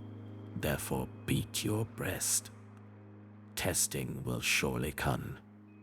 And what if even the scepter, which the sword despises, does not continue, declares the sovereign Lord? So then, Son of man, prophesy and strike your hands together. Let the sword strike twice, even 3 times. It is a sword for slaughter, a sword for great slaughter, closing in on them from every side, so that hearts may melt with fear and the fallen be many. I have stationed the sword for slaughter at all their gates. Look, it is forged to strike like lightning. It is grasped for slaughter. Slash to the right, you sword. then to the left, wherever your blade is turned. I too will strike my hands together, and my wrath will subside. I, the Lord, have spoken. The word of the Lord came to me, Son of man, mark out 2 roads for the sword of the king of Babylon to take, both starting from the same country. Make a signpost where the road branches off to the city. Mark out 1 road for the sword to come against Rabbah of the Ammonites, and another against Judah and fortified Jerusalem. For the king of Babylon will stop at the fork in the road, at the junction of the 2 roads, to seek an omen. He will cast lots with arrows. He will consult his idols. He will examine the liver. Into his right hand will come the lot for Jerusalem, where he is to set up battering rams, to give the command to slaughter, to sound the battle cry, to set battering rams against the gates, to build a ramp, and to erect siege works. It will seem like a false omen to those who have sworn allegiance to him, but he will remind them of their guilt and take them captive. Therefore, this is what the Sovereign Lord says. Because you people have brought to mind your guilt by your open rebellion, revealing your sins in all that you do, because you have done this, you will be taken captive. You profane and wicked Prince of Israel, whose day has come, whose time of punishment has reached its climax. This is what the Sovereign Lord says. Take off the turban, remove the crown. It will not be as it was. The lowly will be exalted, and the exalted will be brought low. A ruin, a ruin. I will make it a ruin. The crown will not be restored until he to whom it rightfully belongs shall come. To him I will give it. And you, Son of Man, prophesy and say, this is what the Sovereign Lord says about the Ammonites and their insults. A sword, drawn for the slaughter, polished to consume and to flash like lightning. Despite false visions concerning you and lying divinations about you, it will be laid on the necks of the wicked who are to be slain, whose day has come, whose time of punishment has reached its climax. Let the sword return to its sheath. In the place where you were created, in the land of your ancestry, I will judge you. I will pour out my wrath on you and breathe out my fiery anger against you. I will deliver you into the hands of brutal men, men skilled in destruction. You will be fuel for the fire. Your blood will be shed in your land. You will be remembered no more. For I, the Lord, have spoken. Ezekiel chapter 22. The word of the Lord came to me, Son of man, will you judge her? Will you judge this city of bloodshed? Then confront her with all her detestable practices and say, this is what the Sovereign Lord says. You city that brings on herself doom by shedding blood in her midst and defiles herself by making idols. You have become guilty because of the blood you have shed and have become defiled by the idols you have made. You have brought your days to a close, and the end of your years has come. Therefore, I will make you an object of scorn to the nations and a laughingstock to all the countries. Those who are near and those who are far away will mock you, you infamous city, full of turmoil. See how each of the princes of Israel, who are in you, uses his power to shed blood. In you they have treated father and mother with contempt. In you they have oppressed the foreigner and ill-treated the fatherless and the widow. You have despised my holy things and desecrated my Sabbaths. In you are slanderers who are bent on shedding blood. In you are those who eat at the mountain shrines and commit lewd acts. In you are those who dishonor their father's bed. In you are those who violate women during their period when they are ceremonially unclean. In you, one man commits a detestable offense with his neighbor's wife, another shamefully defiles his daughter-in-law, and another violates his sister, his own father's daughter. In you are people who accept bribes to shed blood. You take interest to make a profit from the poor. You extort unjust gain from your neighbors, and you have forgotten me, declares the Sovereign Lord. I will surely strike my hands together at the unjust gain you have made, and at the blood you have shed in your midst.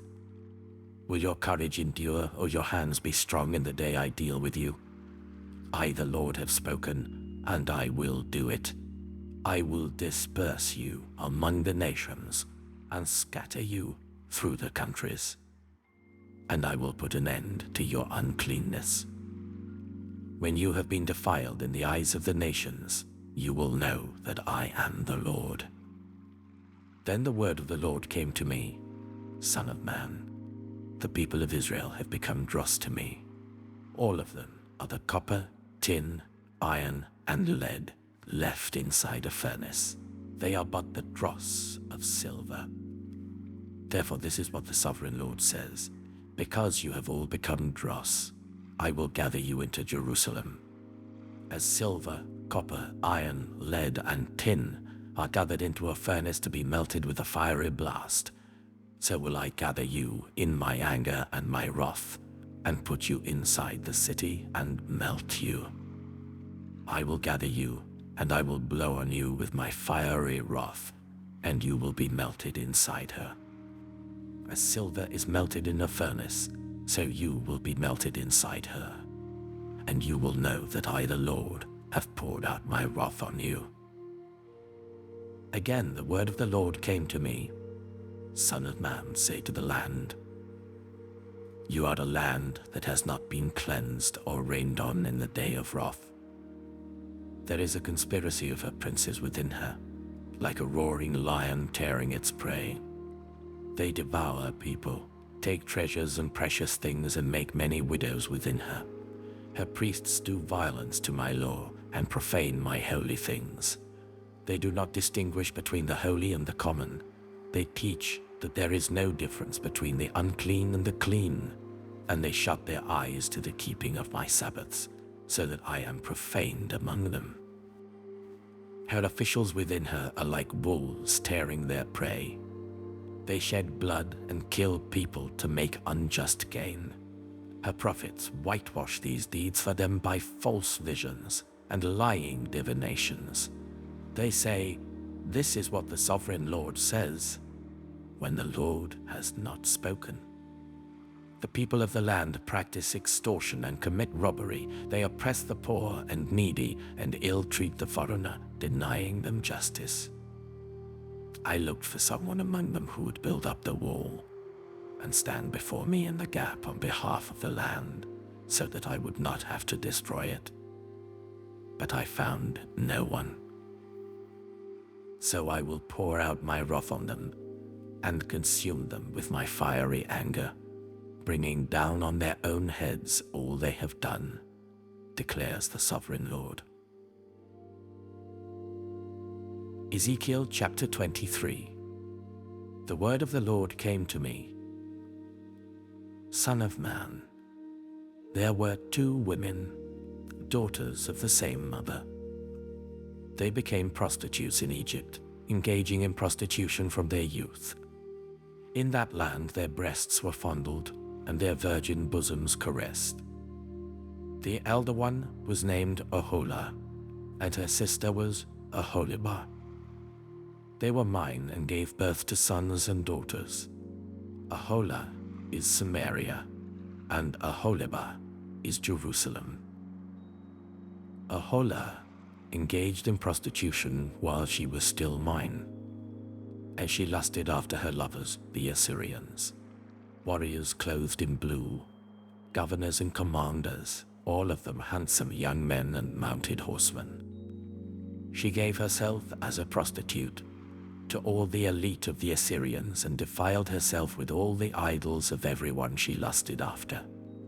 She did not give up the prostitution she began in Egypt, when during her youth men slept with her, caressed her virgin bosom, and poured out their lust on her. Therefore I delivered her into the hands of her lovers, the Assyrians, for whom she lusted. They stripped her naked, took away her sons and daughters, and killed her with the sword. She became a byword among women, and punishment was inflicted on her. Her sister, Aholibah, saw this. Yet in her lust and prostitution she was more depraved than her sister. She too lusted after the Assyrians, governors and commanders, warriors in full dress, mounted horsemen, all handsome young men. I saw that she too defiled herself. Both of them went the same way. But she carried her prostitution still further. She saw men portrayed on a wall, figures of Chaldeans portrayed in red, with belts round their waists and flowing turbans on their heads. All of them looked like Babylonian chariot officers, natives of Chaldea. As soon as she saw them, she lusted after them and sent messengers to them in Chaldea. Then the Babylonians came to her to the bed of love, and in their lust they defiled her. After she had been defiled by them, she turned away from them in disgust. When she carried on her prostitution openly and exposed her naked body, I turned away from her in disgust, just as I had turned away from her sister. Yet she became more and more promiscuous, as she recalled the days of her youth, when she was a prostitute in Egypt. There she lusted after her lovers, whose genitals were like those of donkeys, and whose emission was like that of horses. So you longed for the lewdness of your youth, where in Egypt your bosom was caressed, and your young breasts fondled. Therefore, Aholibah, this is what the Sovereign Lord says. I will stir up your lovers against you, those you turned away from in disgust, and I will bring them against you from every side. The Babylonians and all the Chaldeans, the men of Pekod and Shoa and Koa, and all the Assyrians with them, handsome young men, all of them governors and commanders, chariot officers and men of high rank, all mounted on horses. They will come against you with weapons, chariots, and wagons, and with a throng of people. They will take up positions against you on every side with large and small shields and with helmets. I will turn you over to them for punishment, and they will punish you according to their standards. I will direct my jealous anger against you, and they will deal with you in fury. They will cut off your noses and your ears, and those of you who are left will fall by the sword. They will take away your sons and daughters, and those of you who are left will be consumed by fire. They will also strip you of your clothes and take your fine jewelry. So I will put a stop to the lewdness and prostitution you began in Egypt. You will not look on these things with longing or remember Egypt anymore. For this is what the Sovereign Lord says. I am about to deliver you into the hands of those you hate, to those you turned away from in disgust. They will deal with you in hatred and take away everything you have worked for.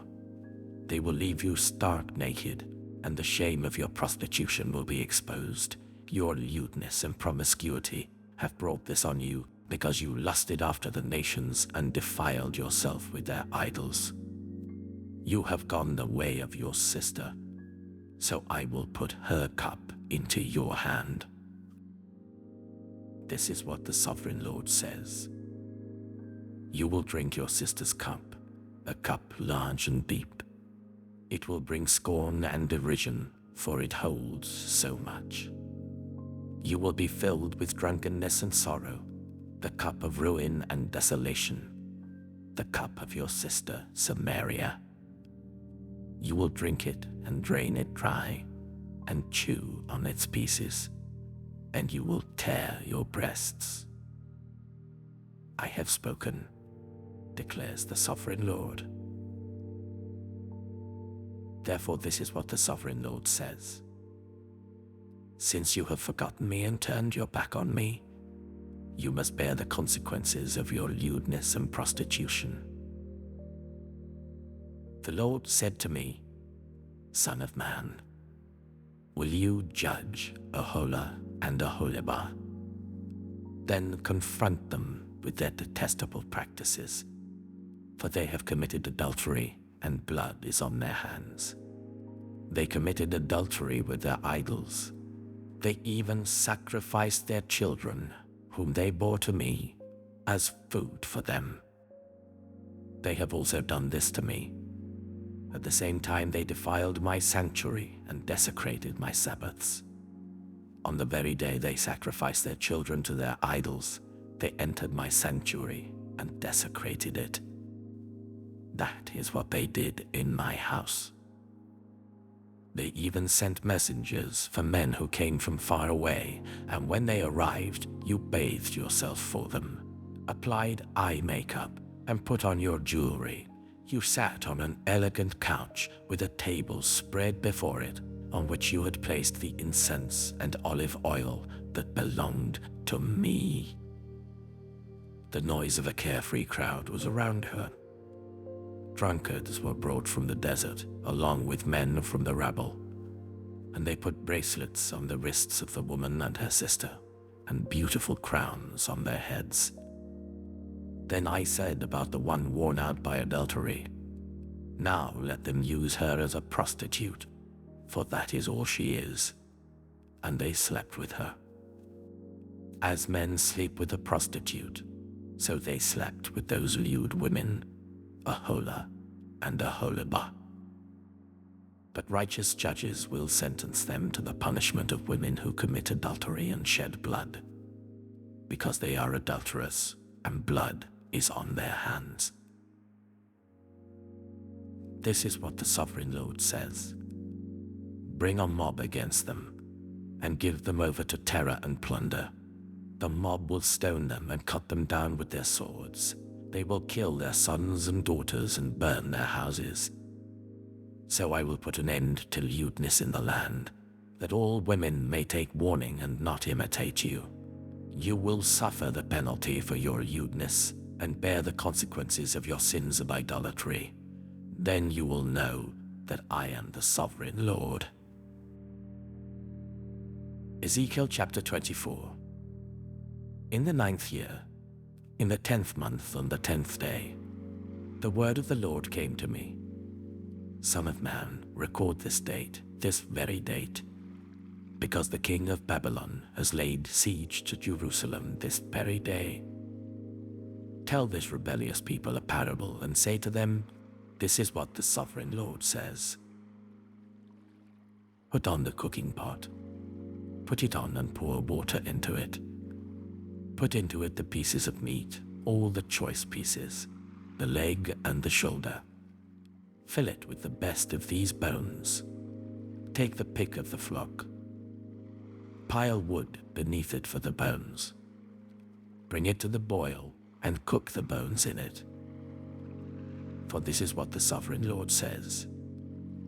Woe to the city of bloodshed, to the pot now encrusted, whose deposit will not go away.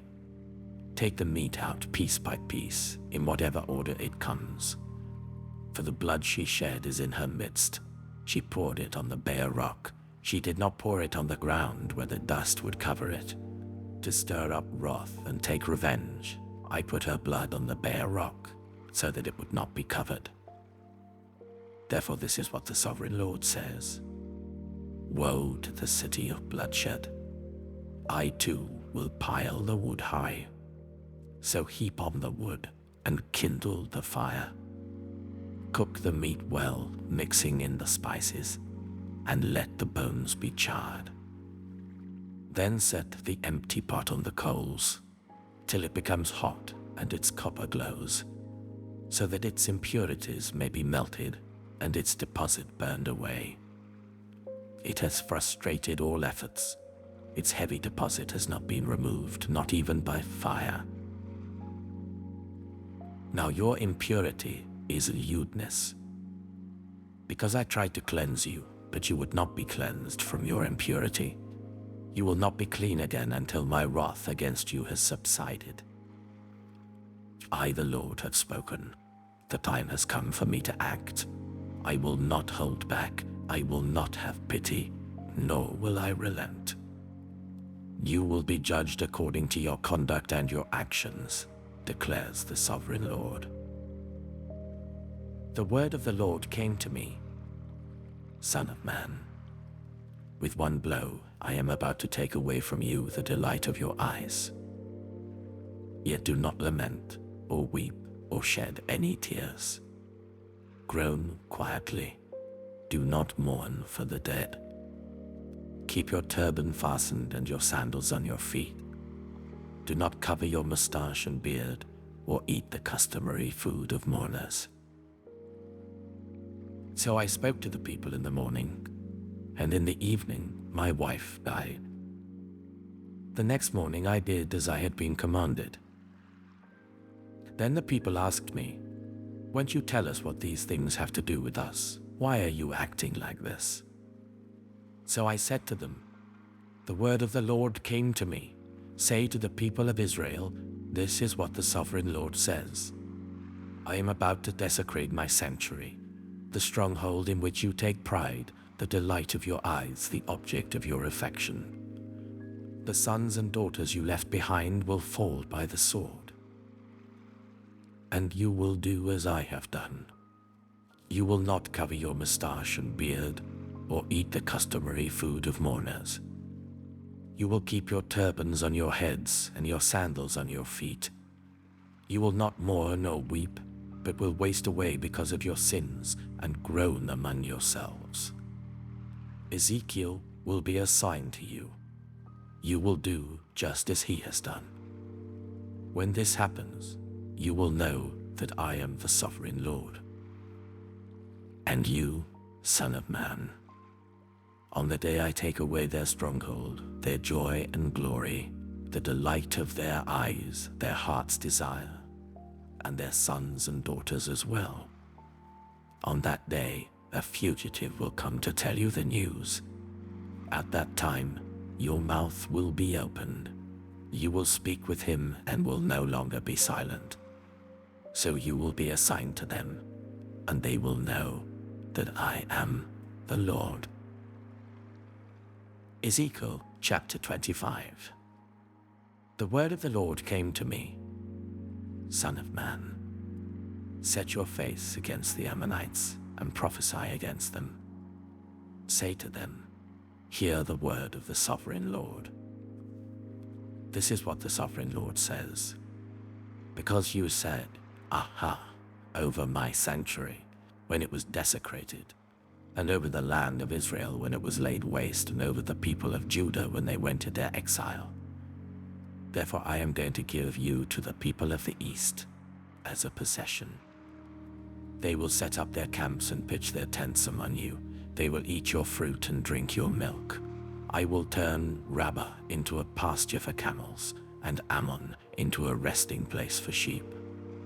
Then you will know that I am the Lord. For this is what the sovereign Lord says. Because you have clapped your hands and stamped your feet, rejoicing with all the malice of your heart against the land of Israel, therefore I will stretch out my hand against you and give you as plunder to the nations. I will wipe you out from among the nations and exterminate you from the countries. I will destroy you, and you will know that I am the Lord. This is what the sovereign Lord says. Because Moab and Seir said, look, Judah has become like all the other nations. Therefore I will expose the flank of Moab, beginning at its frontier towns, Beth Jeshimoth, Baal Meon, and Kiriathaim, the glory of that land. I will give Moab along with the Ammonites to the people of the east as a possession, so that the Ammonites will not be remembered among the nations. And I will inflict punishment on Moab. Then they will know that I am the Lord. This is what the sovereign Lord says. Because Edom took revenge on Judah and became very guilty by doing so. Therefore this is what the sovereign Lord says. I will stretch out my hand against Edom and kill both man and beast. I will lay it waste. From Teman to Dedan they will fall by the sword. I will take vengeance on Edom by the hand of my people Israel, and they will deal with Edom in accordance with my anger and my wrath. They will know my vengeance, declares the sovereign Lord. This is what the sovereign Lord says. Because the Philistines acted in vengeance and took revenge with malice in their hearts, and with ancient hostility sought to destroy Judah. Therefore this is what the sovereign Lord says. I am about to stretch out my hand against the Philistines. I will wipe out the Kerethites and destroy those remaining along the coast. I will carry out great vengeance on them and punish them in my wrath. Then they will know that I am the Lord when I take vengeance on them. Ezekiel chapter 26. In the 11th month of the 12th year, on the first day of the month, the word of the Lord came to me. Son of man, because Tyre has said of Jerusalem, Aha! The gate of the nations is broken, and its doors have swung open to me. Now that she lies in ruins, I will prosper. Therefore this is what the sovereign Lord says. I am against you, Tyre, and I will bring many nations against you, like the sea casting up its waves. They will destroy the walls of Tyre and pull down her towers. I will scrape away her rubble and make her a bare rock. Out in the sea she will become a place to spread fishing nets, for I have spoken, declares the sovereign Lord. She will become plunder for the nations, and her settlements on the mainland will be ravaged by the sword. Then they will know that I am the Lord. For this is what the sovereign Lord says. From the north I am going to bring against Tyre Nebuchadnezzar, king of Babylon, king of kings, with horses and chariots, with horsemen and a great army. He will ravage your settlements on the mainland with the sword. He will set up siege works against you, build a ramp up to your walls, and raise his shields against you. He will direct the blows of his battering rams against your walls and demolish your towers with his weapons. His horses will be so many that they will cover you with dust. Your walls will tremble at the noise of the war horses, wagons, and chariots when he enters your gates, as men enter a city whose walls have been broken through. The hooves of his horses will trample all your streets.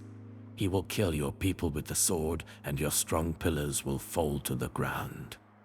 They will plunder your wealth and loot your merchandise. They will break down your walls and demolish your fine houses and throw your stones, timber, and rubble into the sea.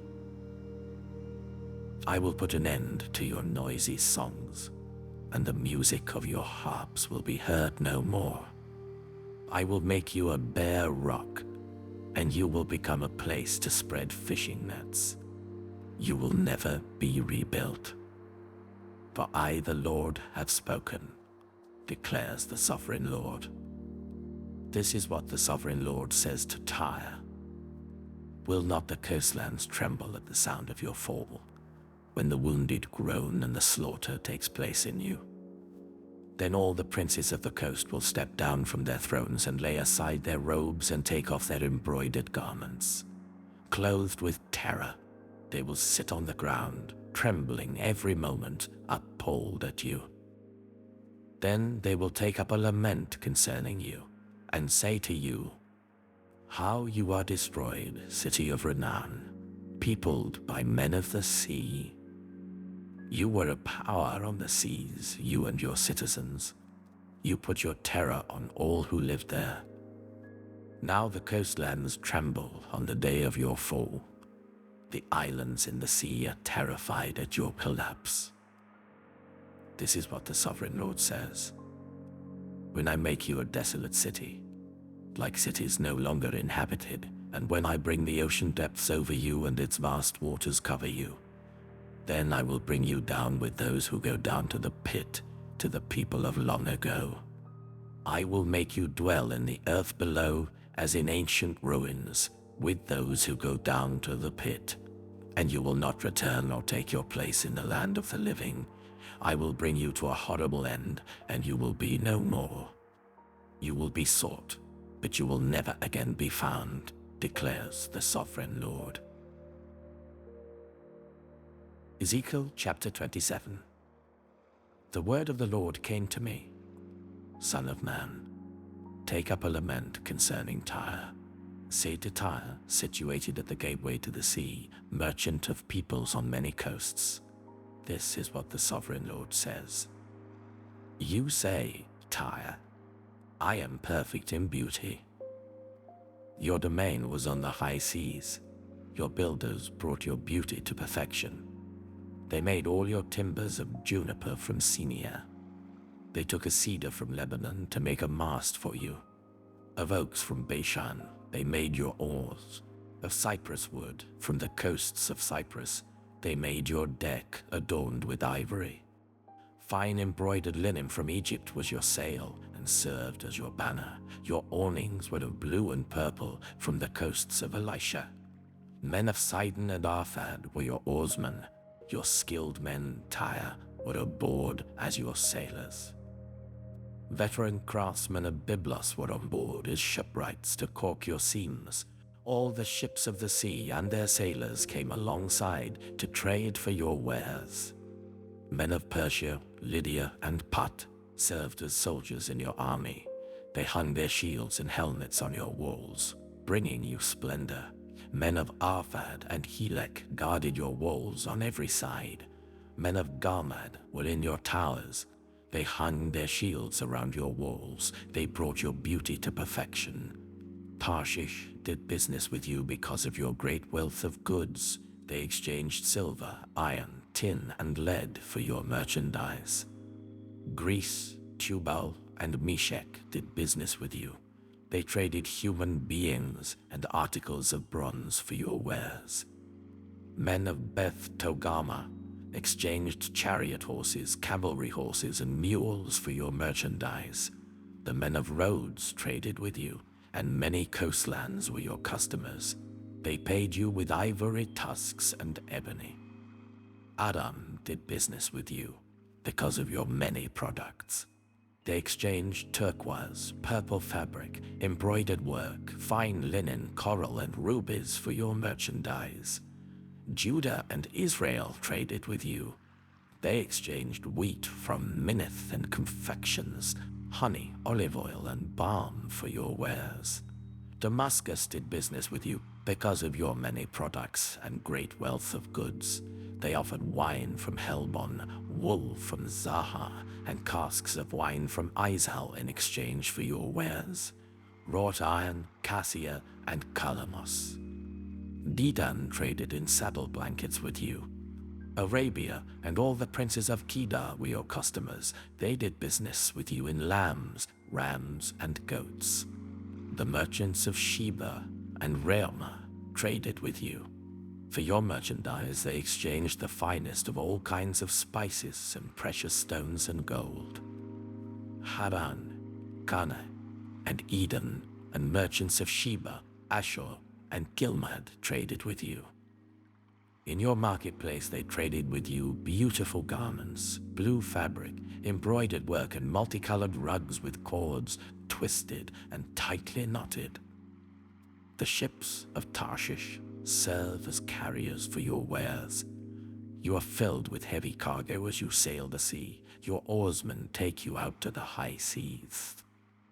But the east wind will break you to pieces far out at sea. Your wealth, merchandise, and wares, your mariners, sailors, and shipwrights, your merchants, and all your soldiers, and everyone else on board, will sink into the heart of the sea on the day of your shipwreck. The shorelands will quake when your sailors cry out. All who handle the oars will abandon their ships. The mariners and all the sailors will stand on the shore. They will raise their voice and cry bitterly over you. They will sprinkle dust on their heads and roll in ashes. They will shave their heads because of you and will put on sackcloth. They will weep over you with anguish of soul and with bitter mourning. As they wail and mourn over you, they will take up a lament concerning you. Who was ever silenced like Tyre, surrounded by the sea? When your merchandise went out on the seas, you satisfied many nations. With your great wealth and your wares, you enriched the kings of the earth. Now you are shattered by the sea in the depths of the waters. Your wares and all your company have gone down with you. All who live in the coastlands are appalled at you. Their kings shudder with horror, and their faces are distorted with fear. The merchants among the nations scoff at you. You have come to a horrible end and will be no more. Ezekiel chapter 28. The word of the Lord came to me. Son of man, say to the ruler of Tyre, this is what the sovereign Lord says. In the pride of your heart, you say, I am a god. I sit on the throne of a god in the heart of the seas. But you are a mere mortal and not a god, though you think you are as wise as a god. Are you wiser than Daniel? Is no secret hidden from you? By your wisdom and understanding you have gained wealth for yourself and amassed gold and silver in your treasuries. By your great skill in trading you have increased your wealth, and because of your wealth, your heart has grown proud. Therefore this is what the sovereign Lord says. Because you think you are wise as a god, I am going to bring foreigners against you, the most ruthless of nations. They will draw their swords against your beauty and wisdom, and pierce your shining splendor. They will bring you down to the pit, and you will die a violent death in the heart of the seas. Will you then say, I am a god, in the presence of those who kill you? You will be but a mortal, not a god, in the hands of those who slay you.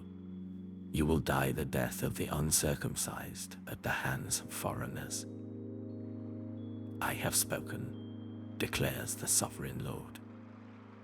The word of the Lord came to me. Son of man, take up a lament concerning the king of Tyre, and say to him, this is what the sovereign Lord says. You were the seal of perfection, full of wisdom and perfect in beauty. You were in Eden, the garden of God.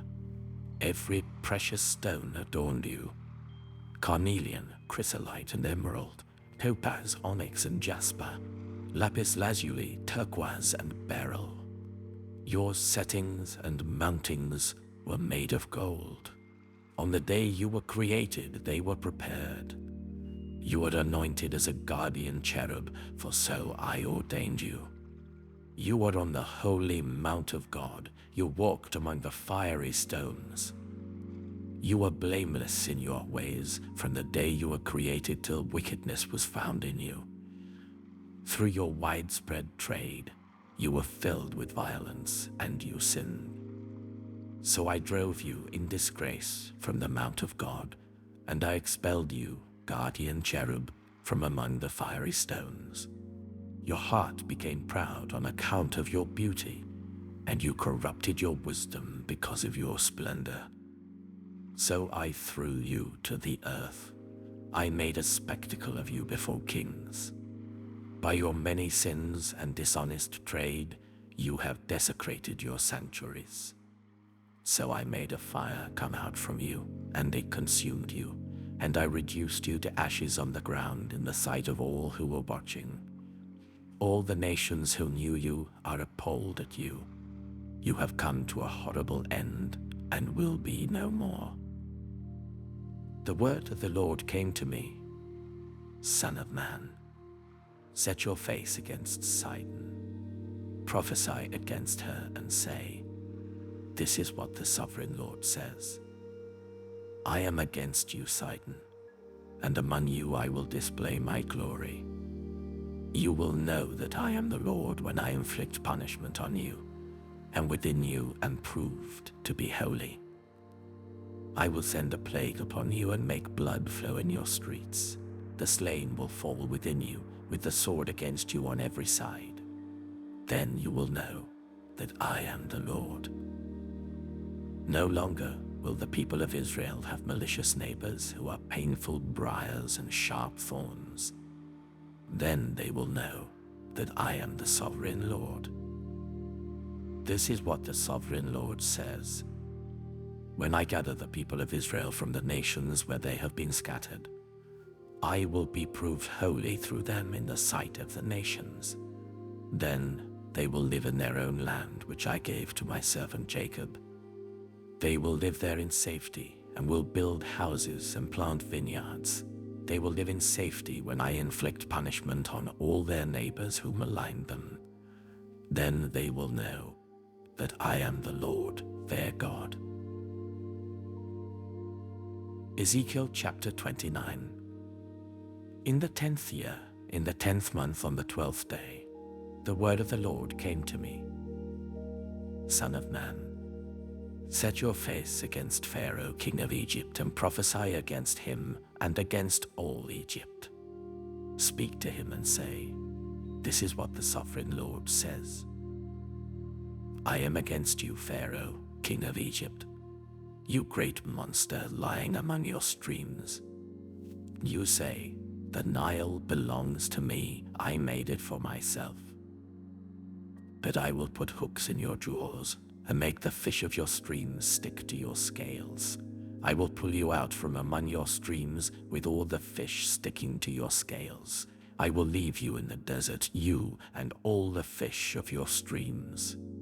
You will fall on the open field and not be gathered or picked up. I will give you as food to the beasts of the earth and the birds of the sky. Then all who live in Egypt will know that I am the Lord. You have been a staff of reed for the people of Israel. When they grasped you with their hands, you splintered and you tore open their shoulders. When they leaned on you, you broke and their backs were wrenched. Therefore, this is what the sovereign Lord says. I will bring a sword against you and kill both man and beast. Egypt will become a desolate wasteland. Then they will know that I am the Lord. Because you said, the Nile is mine, I made it. Therefore I am against you and against your streams. And I will make the land of Egypt a ruin and a desolate waste from Migdol to Aswan, as far as the border of Cush. The foot of neither man nor beast will pass through it. No one will live there for 40 years.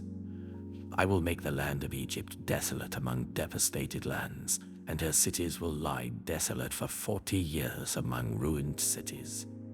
And I will disperse the Egyptians among the nations and scatter them through the countries. Yet this is what the sovereign Lord says. At the end of 40 years, I will gather the Egyptians from the nations where they were scattered. I will bring them back from captivity and return them to Upper Egypt, the land of their ancestry. There will be a lowly kingdom. It will be the lowliest of kingdoms and will never again exalt itself above the other nations. I will make it so weak that it will never again rule over the nations. Egypt will no longer be a source of confidence for the people of Israel, but will be a reminder of their sin in turning to her for help. Then they will know that I am the sovereign Lord. In the 27th year, in the first month on the first day, the word of the Lord came to me. Son of man, Nebuchadnezzar, king of Babylon, drove his army in a hard campaign against Tyre. Every head was rubbed bare and every shoulder made raw. Yet he and his army got no reward from the campaign he led against Tyre. Therefore, this is what the sovereign Lord says. I am going to give Egypt to Nebuchadnezzar, king of Babylon, and he will carry off its wealth. He will loot and plunder the land as pay for his army.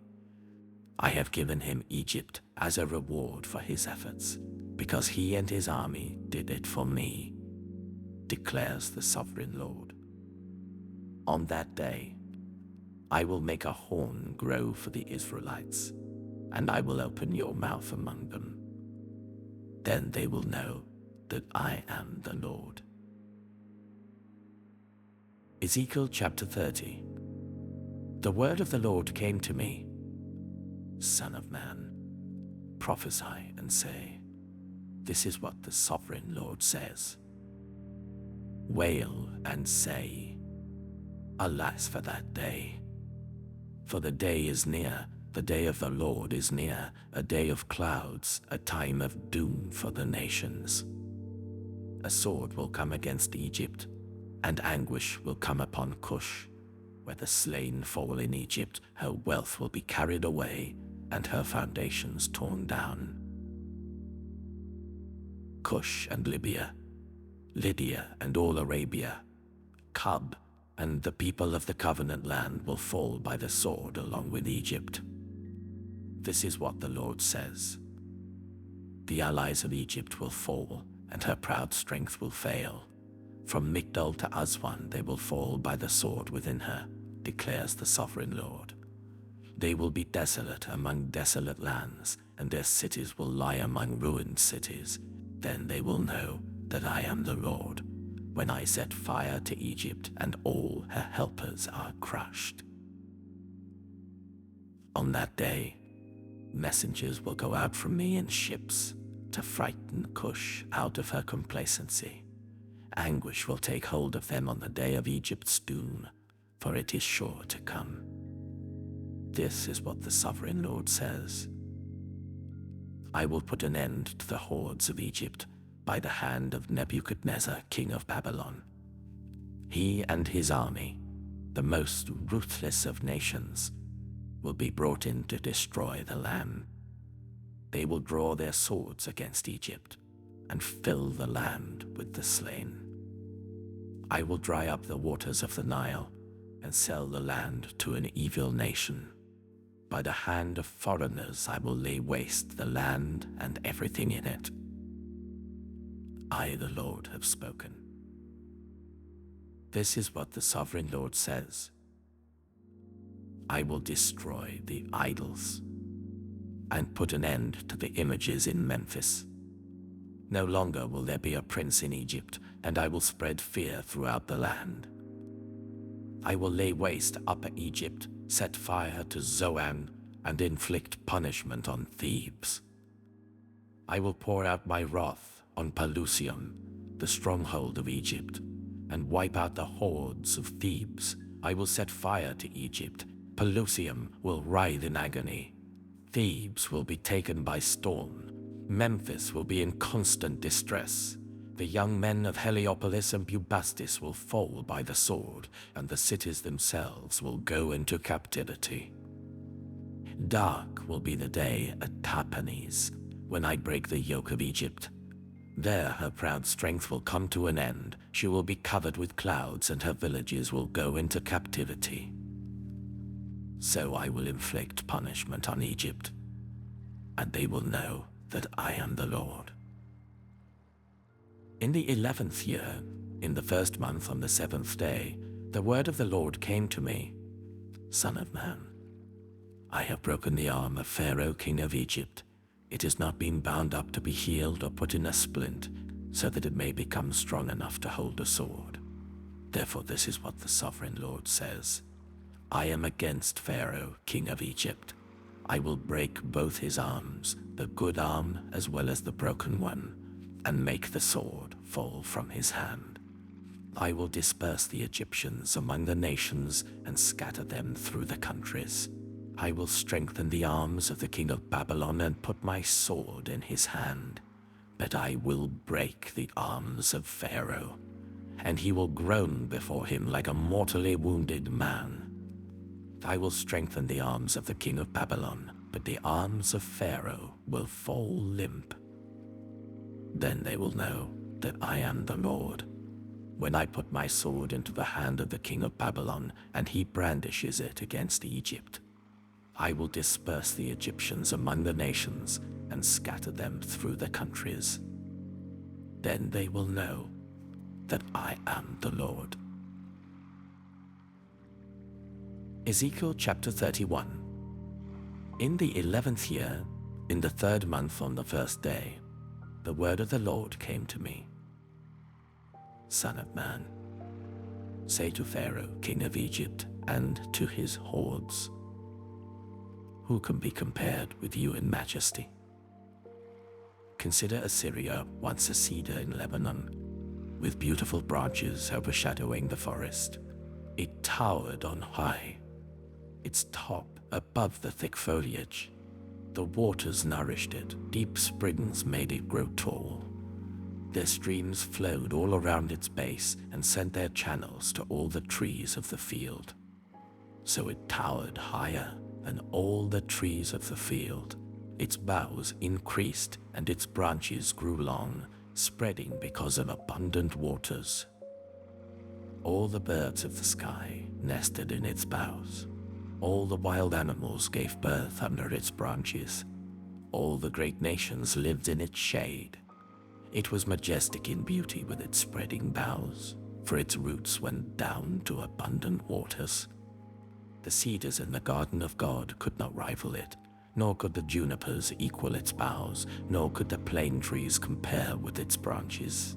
No tree in the garden of God could match its beauty. I made it beautiful, with abundant branches, the envy of all the trees of Eden in the garden of God.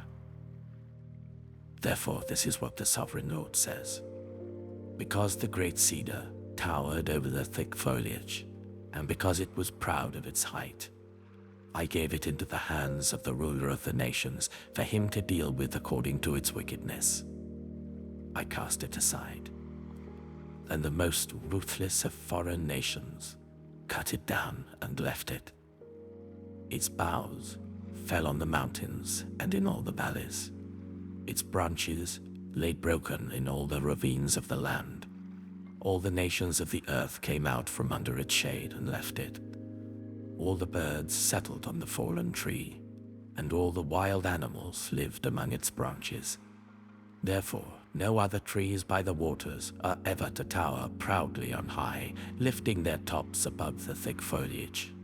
No other trees so well watered are ever to reach such a height. They are all destined for death, for the earth below, among mortals who go down to the realm of the dead. This is what the sovereign Lord says. On the day was brought down to the realm of the dead, I covered the deep springs with mourning for it. I held back its streams, its abundant waters were restrained. Because of it, I clothed Lebanon with gloom, and all the trees of the field withered away. I made the nations tremble at the sound of its fall, when I brought it down to the realm of the dead, to be with those who go down to the pit. Then all the trees of Eden, the choicest and best of Lebanon, the well-watered trees, were consoled in the earth below. They too, like the great cedar, had gone down to the realm of the dead, to those killed by the sword, along with the armed men who lived in its shade among the nations. Which of the trees of Eden can be compared with you in splendor and majesty? Yet you too will be brought down with the trees of Eden to the earth below. You will lie among the uncircumcised, with those killed by the sword. This is Pharaoh and all his hordes, declares the sovereign Lord. Ezekiel chapter 32. In the 12th year, in the 12th month on the 1st day, the word of the Lord came to me. Son of man, take up a lament concerning Pharaoh king of Egypt, and say to him, You are like a lion among the nations. You are like a monster in the seas, thrashing about in your streams, churning the water with your feet and muddying the streams. This is what the sovereign Lord says. With a great throng of people, I will cast my net over you, and they will haul you up in my net. I will throw you on the land and hurl you on the open field. I will let all the birds of the sky settle on you, and all the wild animals gorge themselves on you.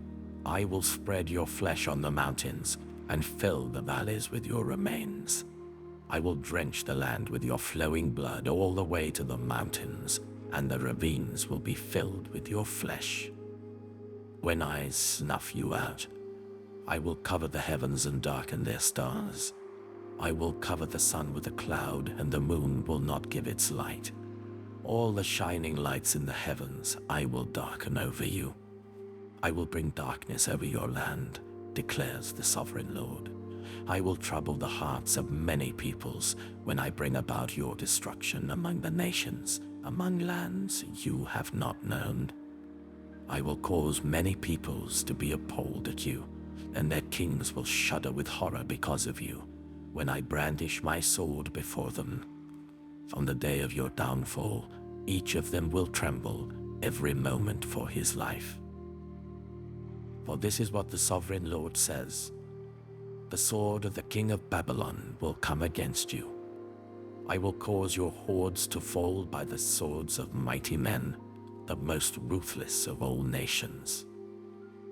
They will shatter the pride of Egypt, and all her hordes will be overthrown. I will destroy all her cattle from beside abundant waters, no longer to be stirred by the foot of man or muddied by the hooves of cattle.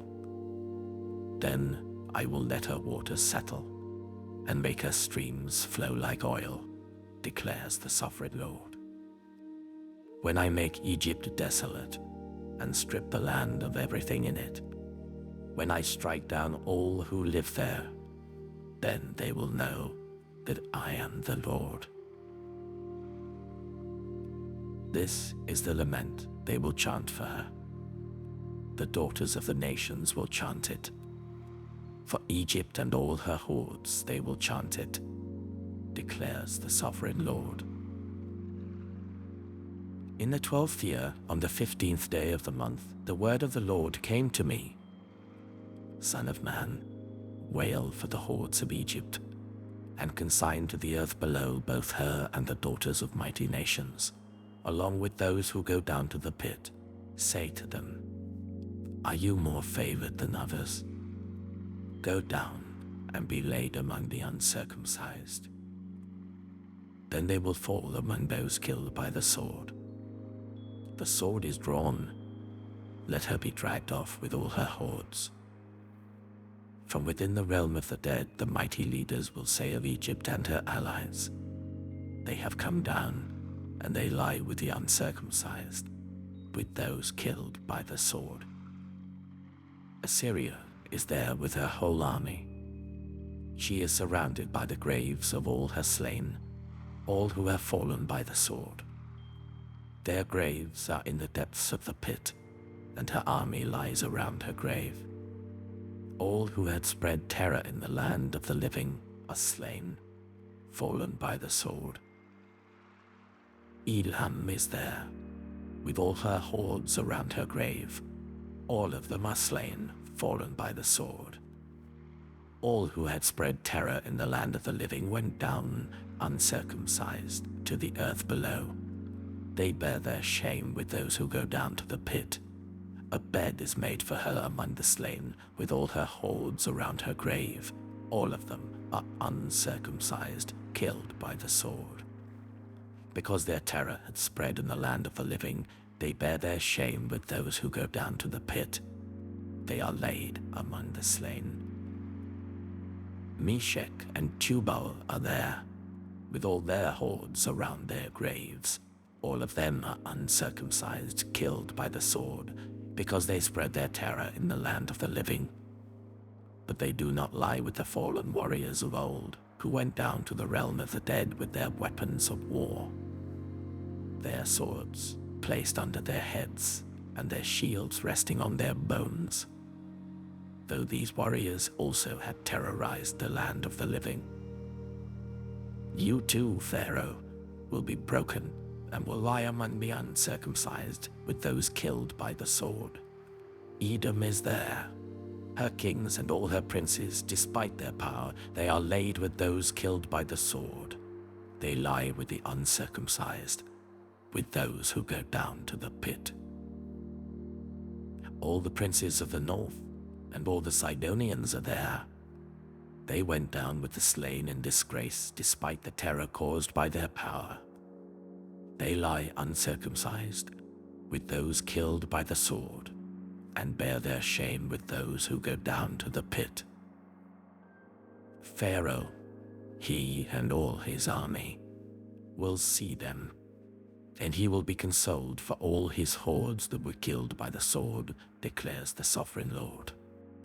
Although I allowed him to spread terror in the land of the living, Pharaoh and all his hordes will be laid among the uncircumcised, with those killed by the sword, declares the sovereign Lord. Ezekiel chapter 33. The word of the Lord came to me. Son of man, speak to your people and say to them, when I bring the sword against a land, and the people of the land choose one of their men and make him their watchman, and he sees the sword coming against the land and blows the trumpet to warn the people, then if anyone hears the trumpet but does not heed the warning, and the sword comes and takes their life, their blood will be on their own head. Since they heard the sound of the trumpet but did not heed the warning, their blood will be on their own head. If they had heeded the warning, they would have saved themselves. But if the watchman sees the sword coming and does not blow the trumpet to warn the people, and the sword comes and takes someone's life, that person's life will be taken because of their sin. But I will hold the watchman accountable for their blood. Son of man, I have made you a watchman for the people of Israel. So hear the word I speak, and give them warning from me.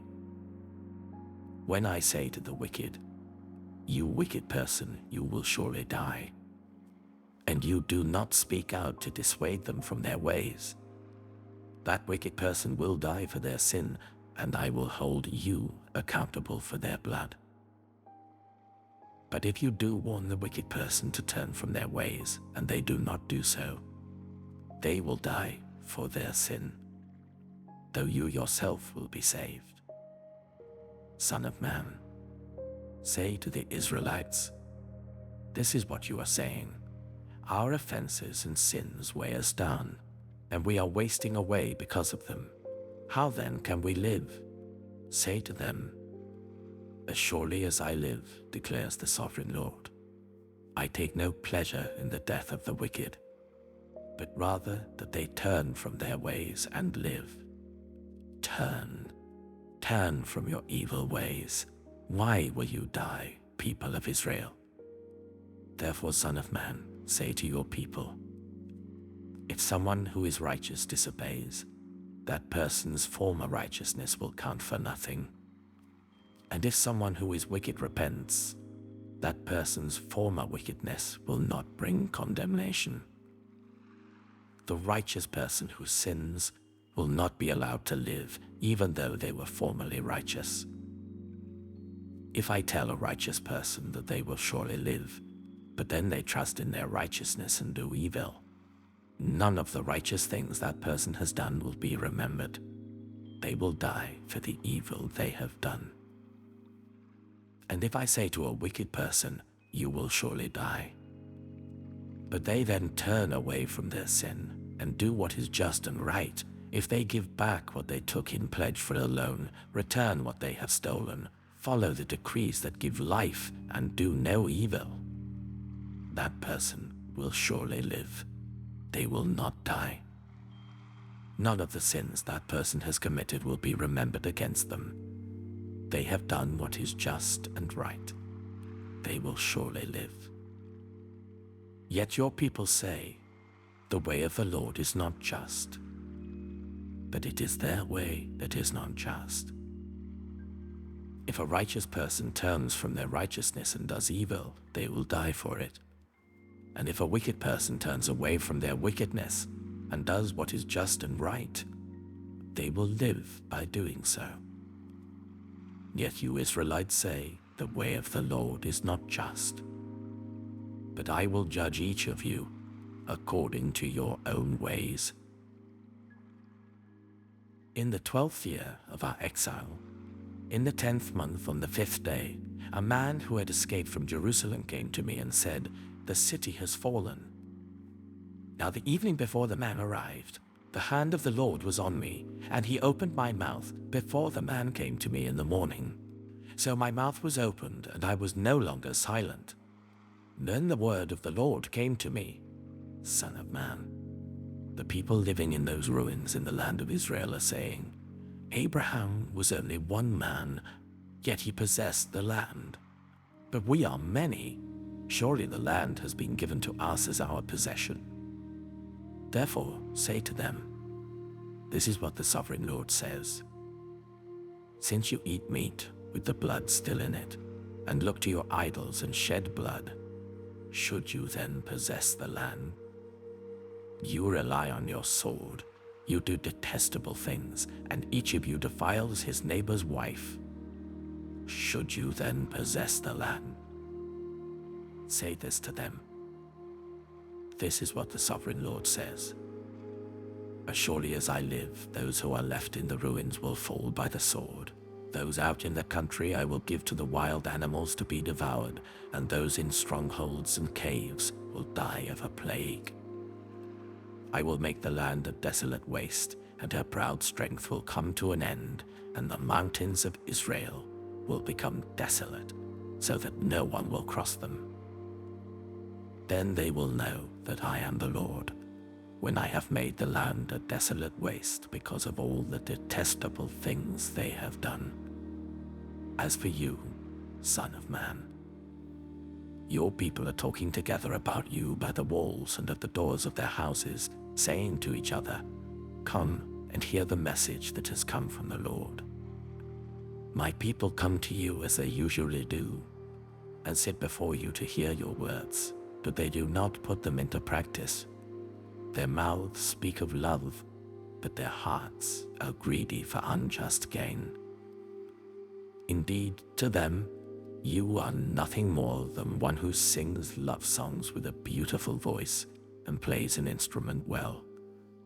For they hear your words, but do not put them into practice. When all this comes true, and it surely will, then they will know that a prophet has been among them. Ezekiel chapter 34. The word of the Lord came to me. Son of man, prophesy against the shepherds of Israel. Prophesy and say to them, this is what the sovereign Lord says. Woe to you shepherds of Israel who only take care of yourselves. Should not shepherds take care of the flock?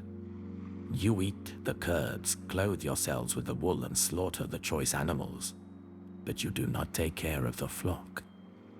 You have not strengthened the weak or healed those who are ill or bound up the injured. You have not brought back the strays or searched for the lost. You have ruled them harshly and brutally. So they were scattered because there was no shepherd.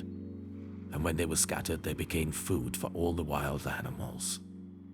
My sheep wandered over all the mountains and on every high hill. They were scattered over the whole earth, and no one searched or looked for them. Therefore, you shepherds, hear the word of the Lord.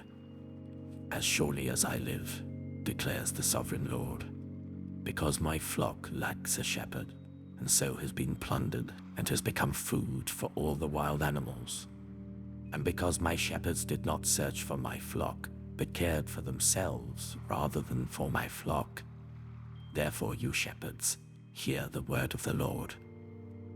This is what the sovereign Lord says.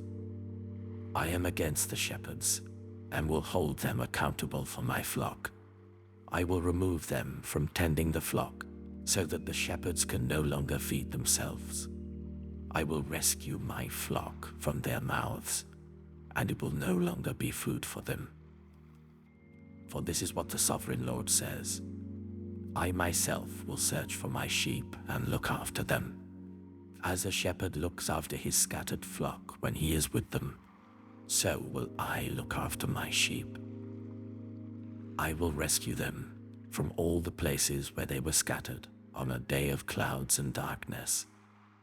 I will bring them out from the nations and gather them from the countries, and I will bring them into their own land. I will pasture them on the mountains of Israel, in the ravines and in all the settlements in the land. I will tend them in a good pasture, and the mountain heights of Israel will be their grazing land. There they will lie down in good grazing land, and there they will feed in a rich pasture on the mountains of Israel. I myself will tend my sheep and make them lie down, declares the Sovereign Lord. I will search for the lost and bring back the strays. I will bind up the injured and strengthen the weak, but the sleek and the strong I will destroy. I will shepherd the flock with justice. As for you, my flock, this is what the Sovereign Lord says: I will judge between one sheep and another, and between rams and goats. Is it not enough for you to feed on the good pasture? Must you also trample the rest of your pasture with your feet? Is it not enough for you to drink clear water? Must you also muddy the rest with your feet? Must my flock feed on what you have trampled and drink what you have muddied with your feet? Therefore, this is what the Sovereign Lord says to them: See, I myself will judge between the fat sheep and the lean sheep. Because you shove with flank and shoulder, butting all the weak sheep with your horns until you have driven them away, I will save my flock, and they will no longer be plundered. I will judge between one sheep and another. I will place over them one shepherd, my servant David, and he will tend them. He will tend them and be their shepherd. I, the Lord, will be their God, and my servant David will be prince among them. I, the Lord, have spoken. I will make a covenant of peace with them and rid the land of savage beasts, so that they may live in the wilderness and sleep in the forests in safety. I will make them and the places surrounding my hill a blessing. I will send down showers in season. There will be showers of blessing. The trees will yield their fruit, and the ground will yield its crops. The people will be secure in their land. They will know that I am the Lord, when I break the bars of their yoke and rescue them from the hands of those who enslaved them. They will no longer be plundered by the nations, nor will wild animals devour them.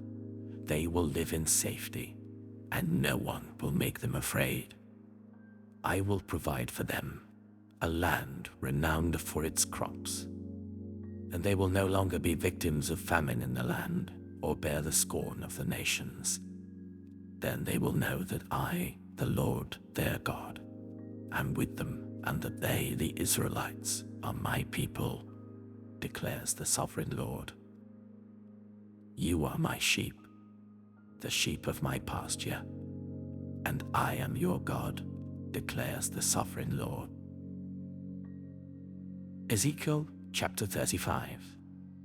The word of the Lord came to me: Son of man, set your face against Mount Seir, prophesy against it and say, This is what the Sovereign Lord says: I am against you, Mount Seir, and I will stretch out my hand against you and make you a desolate waste. I will turn your towns into ruins, and you will be desolate. Then you will know that I am the Lord, because you harbored an ancient hostility and delivered the Israelites over to the sword at the time of their calamity, the time their punishment reached its climax. Therefore, as surely as I live, declares the Sovereign Lord, I will give you over to bloodshed, and it will pursue you. Since you did not hate bloodshed, bloodshed will pursue you.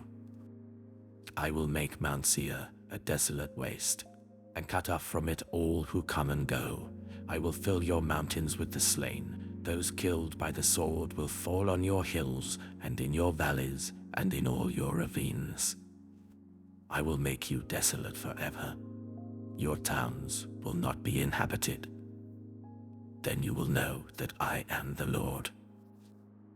Because you have said, these two nations and countries will be ours, and we will take possession of them, even though I, the Lord, was there. Therefore, as surely as I live, declares the sovereign Lord, I will treat you in accordance with the anger and jealousy you showed in your hatred of them, and I will make myself known among them when I judge you. Then you will know that I, the Lord, have heard all the contemptible things you have said against the mountains of Israel. You said, they have been laid waste and have been given over to us to devour. You boasted against me and spoke against me without restraint, and I heard it. This is what the sovereign Lord says. While the whole earth rejoices, I will make you desolate. Because you rejoiced when the inheritance of Israel became desolate, that is how I will treat you.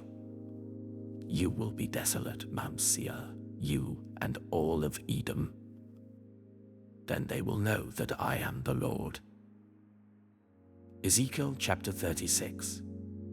Son of man, prophesy to the mountains of Israel and say, Mountains of Israel, hear the word of the Lord. This is what the sovereign Lord says. The enemy said of you, Ha ha, the ancient heights have become our possession. Therefore prophesy and say, This is what the sovereign Lord says. Because they have ravaged and crushed you from every side, so that you became the possession of the rest of the nations and the object of people's malicious talk and slander. Therefore, mountains of Israel, hear the word of the sovereign Lord. This is what the sovereign Lord says to the mountains and hills, to the ravines and valleys, to the desolate ruins and the deserted towns that have been plundered and ridiculed by the rest of the nations around you. This is what the sovereign Lord says. In my burning zeal I have spoken against the rest of the nations and against Edom, for with glee and with malice in their hearts they made my land their possession, so that they might plunder its pasture land. Therefore, prophesy concerning the land of Israel, and say to the mountains and hills, to the ravines and valleys, This is what the sovereign Lord says. I speak in my jealous wrath because you have suffered the scorn of the nations. Therefore this is what the sovereign Lord says. I swear, with uplifted hand, that the nations around you will also suffer scorn. But you, mountains of Israel, will produce branches and fruit for my people Israel, for they will soon come home. I am concerned for you and will look on you with favor. You will be plowed and sown, and I will cause many people to live on you, yes, all of Israel. The towns will be inhabited and the ruins rebuilt. I will increase the number of people and animals living on you, and they will be fruitful and become numerous. I will settle people on you as in the past, and will make you prosper more than before. Then you will know that I am the Lord. I will cause people, my people Israel, to live on you. They will possess you, and you will be their inheritance. You will never again deprive them of their children. This is what the sovereign Lord says. Because some say to you, You devour people and deprive your nation of its children. Therefore, you will no longer devour people or make your nation childless, declares the sovereign Lord. No longer will I make you hear the taunts of the nations, and no longer will you suffer the scorn of the peoples or cause your nation to fall, declares the sovereign Lord. Again, the word of the Lord came to me, Son of man. When the people of Israel were living in their own land, they defiled it by their conduct and their actions. Their conduct was like a woman's monthly uncleanness in my sight. So I poured out my wrath on them because they had shed blood in the land, and because they had defiled it with their idols. I dispersed them among the nations, and they were scattered through the countries. I judged them according to their conduct and their actions. And wherever they went among the nations, they profaned my holy name. For it was said of them, These are the Lord's people, and yet they had to leave his land. I had concern for my holy name, which the people of Israel profaned among the nations where they had gone. Therefore say to the Israelites, This is what the sovereign Lord says. It is not for your sake, people of Israel, that I am going to do these things, but for the sake of my holy name, which you have profaned among the nations where you have gone. I will show the holiness of my great name, which has been profaned among the nations, the name you have profaned among them. Then the nations will know that I am the Lord, declares the sovereign Lord, when I am proved holy through you before their eyes. For I will take you out of the nations.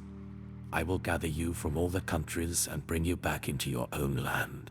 I will sprinkle clean water on you, and you will be clean.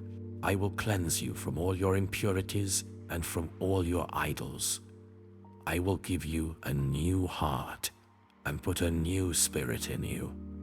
I will remove from you your heart of stone and give you a heart of flesh.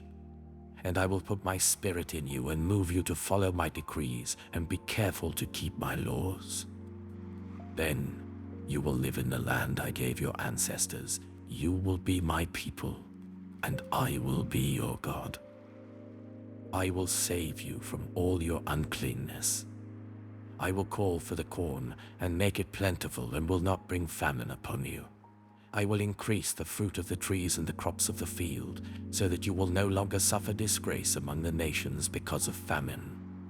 Then you will remember your evil ways and wicked deeds, and you will loathe yourselves for your sins and detestable practices. I want you to know that I am not doing this for your sake, declares the sovereign Lord. Be ashamed and disgraced for your conduct, people of Israel. This is what the sovereign Lord says. On the day I cleanse you from all your sins, I will resettle your towns, and the ruins will be rebuilt. The desolate land will be cultivated instead of lying desolate in the sight of all who pass through it. They will say, This land that was laid waste has become like the Garden of Eden. The cities that were lying in ruins, desolate and destroyed, are now fortified and inhabited. Then the nations around you that remain will know that I, the Lord, have rebuilt what was destroyed and have replanted what was desolate. I, the Lord, have spoken, and I will do it. This is what the sovereign Lord says. Once again, I will yield to Israel's plea and do this for them. I will make their people as numerous as sheep, as numerous as the flocks for offerings at Jerusalem during her appointed festivals. So will the ruined cities be filled with flocks of people. Then they will know that I am the Lord. Ezekiel chapter 37. The hand of the Lord was on me, and he brought me out by the Spirit of the Lord, and set me in the middle of a valley. It was full of bones. He led me to and fro among them, and I saw a great many bones on the floor of the valley, bones that were very dry. He asked me, Son of man, can these bones live? I said, Sovereign Lord, you alone know. Then he said to me, Prophesy to these bones and say to them, Dry bones, hear the word of the Lord. This is what the sovereign Lord says to these bones.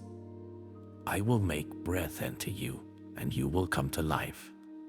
I will attach tendons to you, and make flesh come upon you, and cover you with skin. I will put breath in you, and you will come to life. Then you will know that I am the Lord. So I prophesied as I was commanded. And as I was prophesying, there was a noise, a rattling sound, and the bones came together, bone to bone. I looked, and tendons and flesh appeared on them, and skin covered them, but there was no breath in them. Then he said to me, prophesy to the breath, prophesy, Son of Man, and say to it, this is what the sovereign Lord says. Come, breath, from the four winds, and breathe into these slain, that they may live. So I prophesied as he commanded me, and breath entered them. They came to life, and stood up on their feet, a vast army. Then he said to me, Son of man, these bones are the people of Israel. They say, our bones are dried up and our hope is gone, we are cut off. Therefore prophesy and say to them, this is what the sovereign Lord says. My people, I am going to open your graves and bring you up from them. I will bring you back to the land of Israel. Then you, my people, will know that I am the Lord when I open your graves and bring you up from them. I will put my spirit in you, and you will live, and I will settle you in your own land. Then you will know that I, the Lord, have spoken, and I have done it, declares the Lord. The word of the Lord came to me, Son of man, take a stick of wood and write on it, belonging to Judah and the Israelites associated with him. Then take another stick of wood and write on it, belonging to Joseph, that is to Ephraim, and all the Israelites associated with him. Join them together into one stick, so that they will become one in your hand. When your people ask you, won't you tell us what you mean by this? Say to them, this is what the sovereign Lord says. I am going to take the stick of Joseph, which is in Ephraim's hand, and of the Israelite tribes associated with him, and join it to Judah's stick. I will make them into a single stick of wood, and they will become one in my hand. Hold before their eyes the sticks you have written on, and say to them, this is what the sovereign Lord says. I will take the Israelites out of the nations where they have gone. I will gather them from all around and bring them back into their own land. I will make them one nation in the land, on the mountains of Israel. There will be one king over all of them, and they will never again be two nations, or be divided into two kingdoms. They will no longer defile themselves with their idols and vile images, or with any of their offenses. For I will save them from all their sinful backsliding, and I will cleanse them. They will be my people, and I will be their God. My servant David will be king over them, and they will all have one shepherd. They will follow my laws and be careful to keep my decrees. They will live in the land I gave to my servant Jacob, the land where your ancestors lived. They and their children and their children's children will live there forever, and David my servant will be their prince forever. I will make a covenant of peace with them. It will be an everlasting covenant. I will establish them and increase their numbers, and I will put my sanctuary among them forever. My dwelling place will be with them. I will be their God, and they will be my people. Then the nations will know that I, the Lord, make Israel holy, when my sanctuary is among them forever. Ezekiel chapter 38. The word of the Lord came to me, Son of man, set your face against Gog, of the land of Magog, the chief prince of Meshach and Tubal. Prophesy against him and say, This is what the sovereign Lord says. I am against you, Gog, chief prince of Meshach and Tubal. I will turn you around, put hooks in your jaws, and bring you out with your whole army, your horses, your horsemen fully armed, and a great horde with large and small shields, all of them brandishing their swords. Persia, Cush, and Put will be with them, all with shields and helmets. Also Gomer with all its troops, and Beth Togarmah from the far north with all its troops, the many nations with you.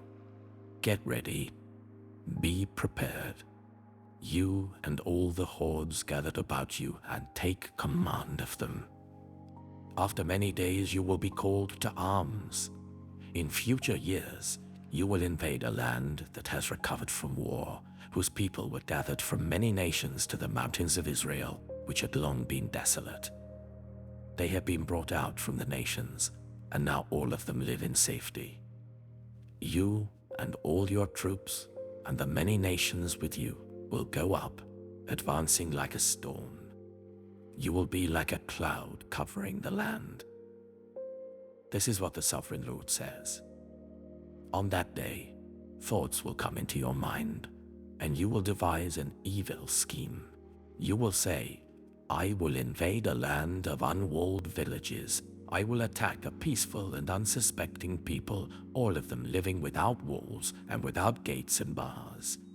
I will plunder and loot and turn my hand against the resettled ruins, and the people gathered from the nations, rich in livestock and goods, living at the center of the land. Sheba and Dedan, and the merchants of Tarshish, and all her villages will say to you, Have you come to plunder? Have you gathered your hoards to loot, to carry off silver and gold, to take away livestock and goods, and to seize much plunder? Therefore, Son of Man, prophesy and say to Gog, This is what the sovereign Lord says. In that day, when my people Israel are living in safety, will you not take notice of it? You will come from your place in the far north, you and many nations with you, all of them riding on horses, a great horde, a mighty army. You will advance against my people Israel like a cloud that covers the land. In days to come, Gog, I will bring you against my land, so that the nations may know me when I am proved holy through you before their eyes. This is what the sovereign Lord says. You are the one I spoke of in former days by my servants, the prophets of Israel. At that time, they prophesied for years that I would bring you against them. This is what will happen in that day. When Gog attacks the land of Israel, my hot anger will be aroused, declares the sovereign Lord. In my zeal and fiery wrath, I declare that at that time there shall be a great earthquake in the land of Israel. The fish in the sea, the birds in the sky, the beasts of the field, every creature that moves along the ground, and all the people on the face of the earth will tremble at my presence. The mountains will be overturned, the cliffs will crumble, and every wall will fall to the ground. I will summon a sword against Gog on all my mountains, declares the sovereign Lord. Every man's sword will be against his brother. I will execute judgment on him with plague and bloodshed. I will pour down torrents of rain, hailstones, and burning sulfur on him, and on his troops, and on the many nations with him. And so I will show my greatness and my holiness, and I will make myself known in the sight of many nations. Then they will know that I am the Lord. Ezekiel chapter 39. Son of man, prophesy against Gog and say, This is what the sovereign Lord says. I am against you, Gog, chief prince of Meshach and Tubal. I will turn you around and drag you along. I will bring you from the far north and send you against the mountains of Israel. Then I will strike your bow from your left hand and make your arrows drop from your right hand. On the mountains of Israel you will fall, you and all your troops and the nations with you. I will give you as food to all kinds of carrion birds and to the wild animals. You will fall in the open field, for I have spoken, declares the sovereign Lord. I will send fire on Magog and on those who live in safety in the coastlands, and they will know that I am the Lord. I will make known my holy name among my people Israel. I will no longer let my holy name be profaned, and the nations will know that I, the Lord, am the Holy One in Israel. It is coming. It will surely take place, declares the sovereign Lord. This is the day I have spoken of. Then those who live in the towns of Israel will go out and use the weapons for fuel and burn them up, the small and large shields, the bows and arrows, the war clubs and spears. For 7 years they will use them for fuel.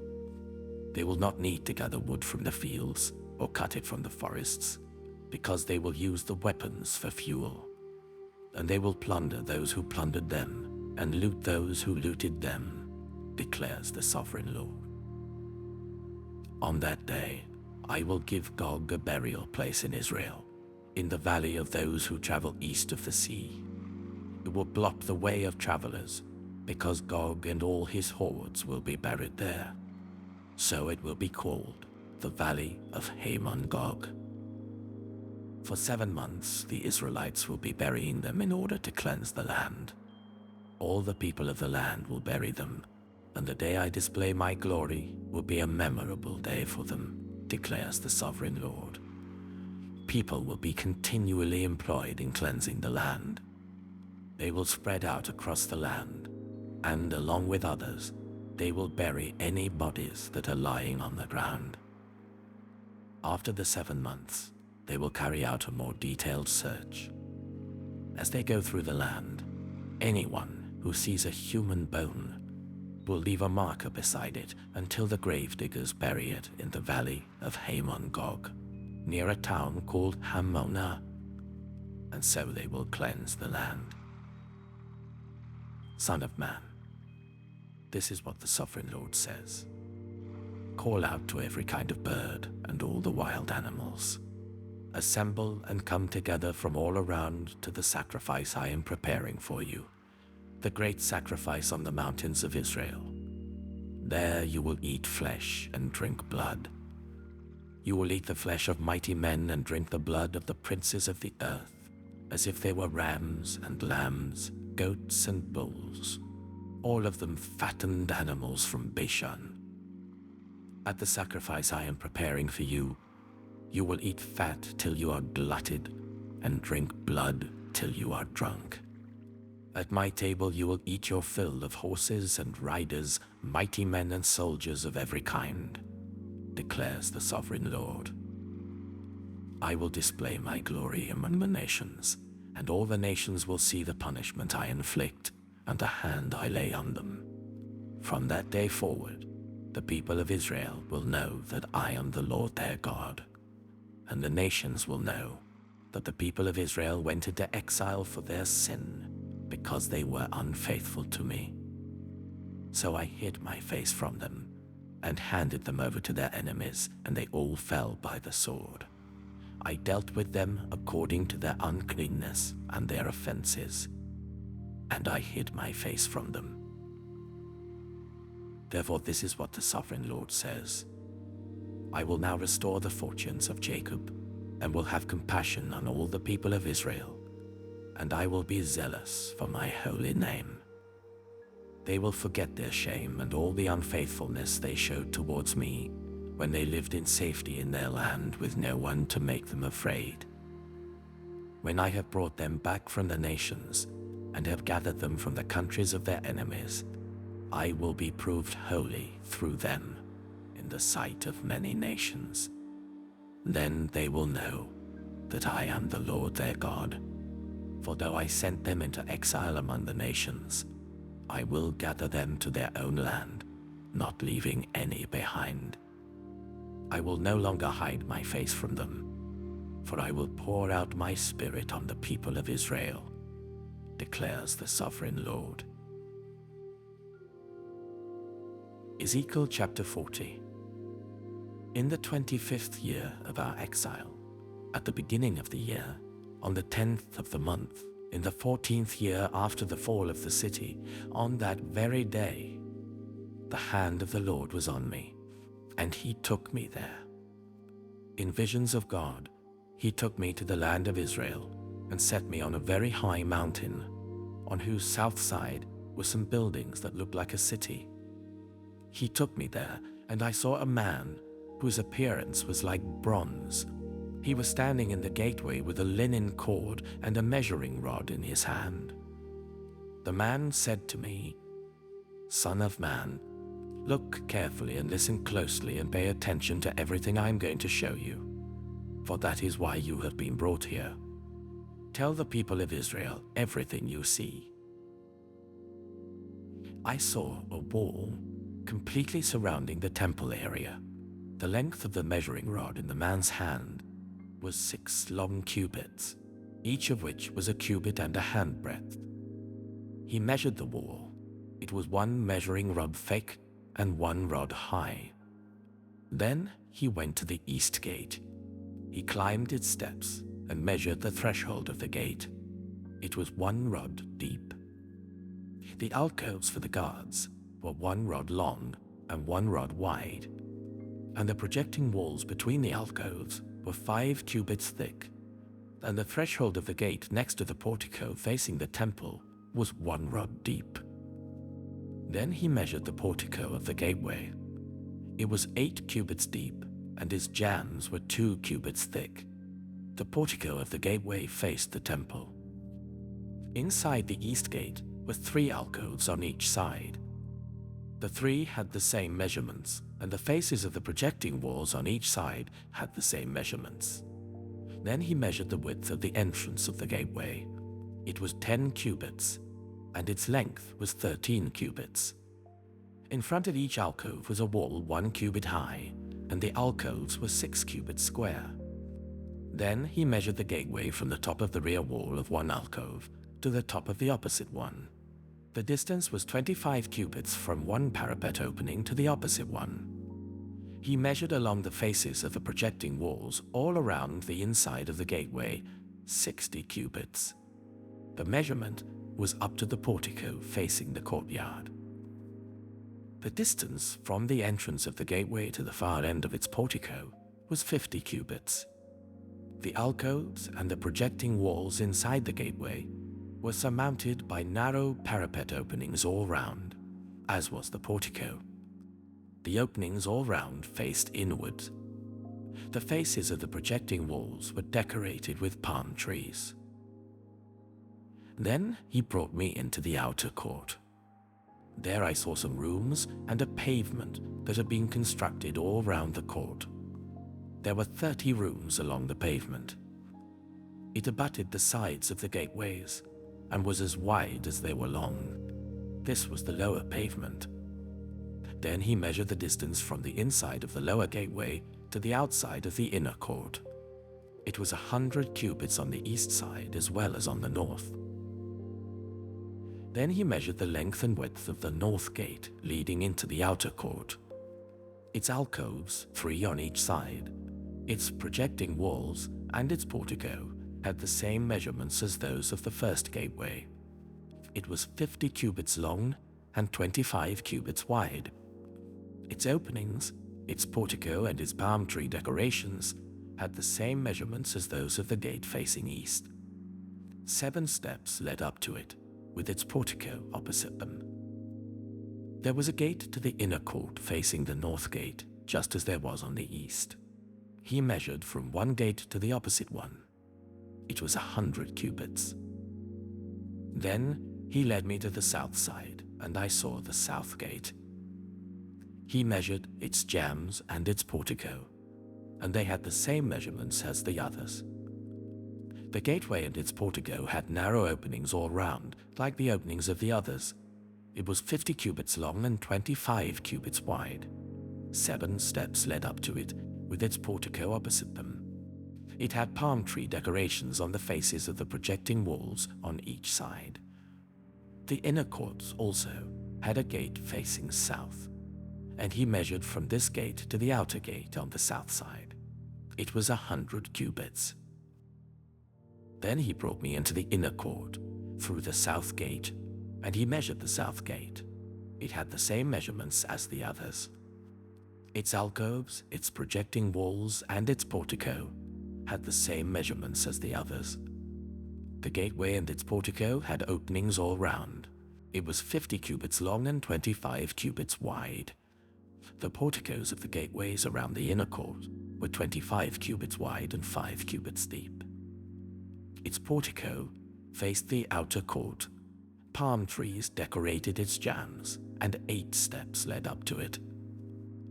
Then he brought me to the inner court on the east side, and he measured the gateway. It had the same measurements as the others. Its alcoves, its projecting walls, and its portico had the same measurements as the others. The gateway and its portico had openings all round. It was 50 cubits long and 25 cubits wide. Its portico faced the outer court. Palm trees decorated the jambs on either side, and 8 steps led up to it.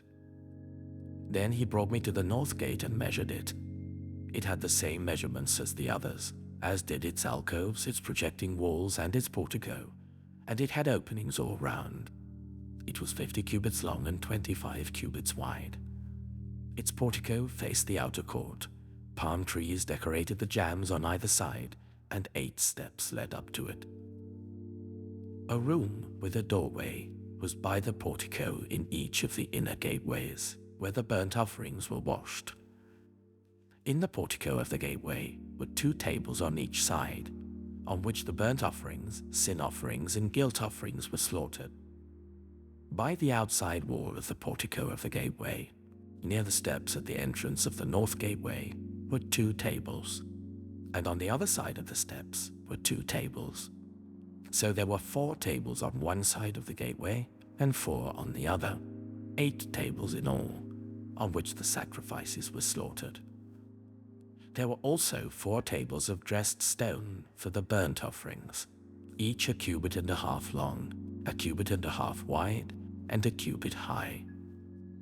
On them were placed the utensils for slaughtering the burnt offerings and the other sacrifices, and double-pronged hooks, each a handbreadth long, were attached to the wall all round. The tables were for the flesh of the offerings. Outside the inner gate, within the inner court, were 2 rooms, one at the side of the north gate facing south, and another at the side of the south gate and facing north. He said to me, "The room facing south is for the priests who guard the temple, and the room facing north is for the priests who guard the altar. These are the sons of Zadok, who are the only Levites who may draw near to the Lord to minister before him." Then he measured the court. It was square, 100 cubits long and 100 cubits wide, and the altar was in front of the temple. He brought me to the portico of the temple and measured the jambs of the portico. They were 5 cubits wide on either side. The width of the entrance was 14 cubits, and its projecting walls were 3 cubits wide on either side. The portico was 20 cubits wide and 12 cubits from front to back.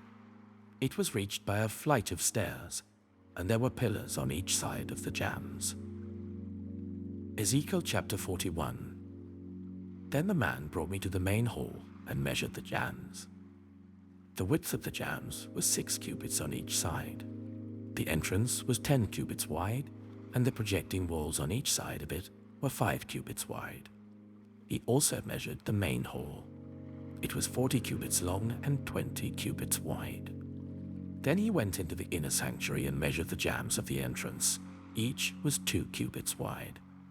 The entrance was 6 cubits wide, and the projecting walls on each side of it were 7 cubits wide. And he measured the length of the inner sanctuary. It was 20 cubits, and its width was 20 cubits across the end of the main hall. He said to me, "This is the most holy place." Then he measured the wall of the temple. It was 6 cubits thick, and each side room round the temple was 4 cubits wide. The side rooms were on 3 levels, one above another, 30 on each level.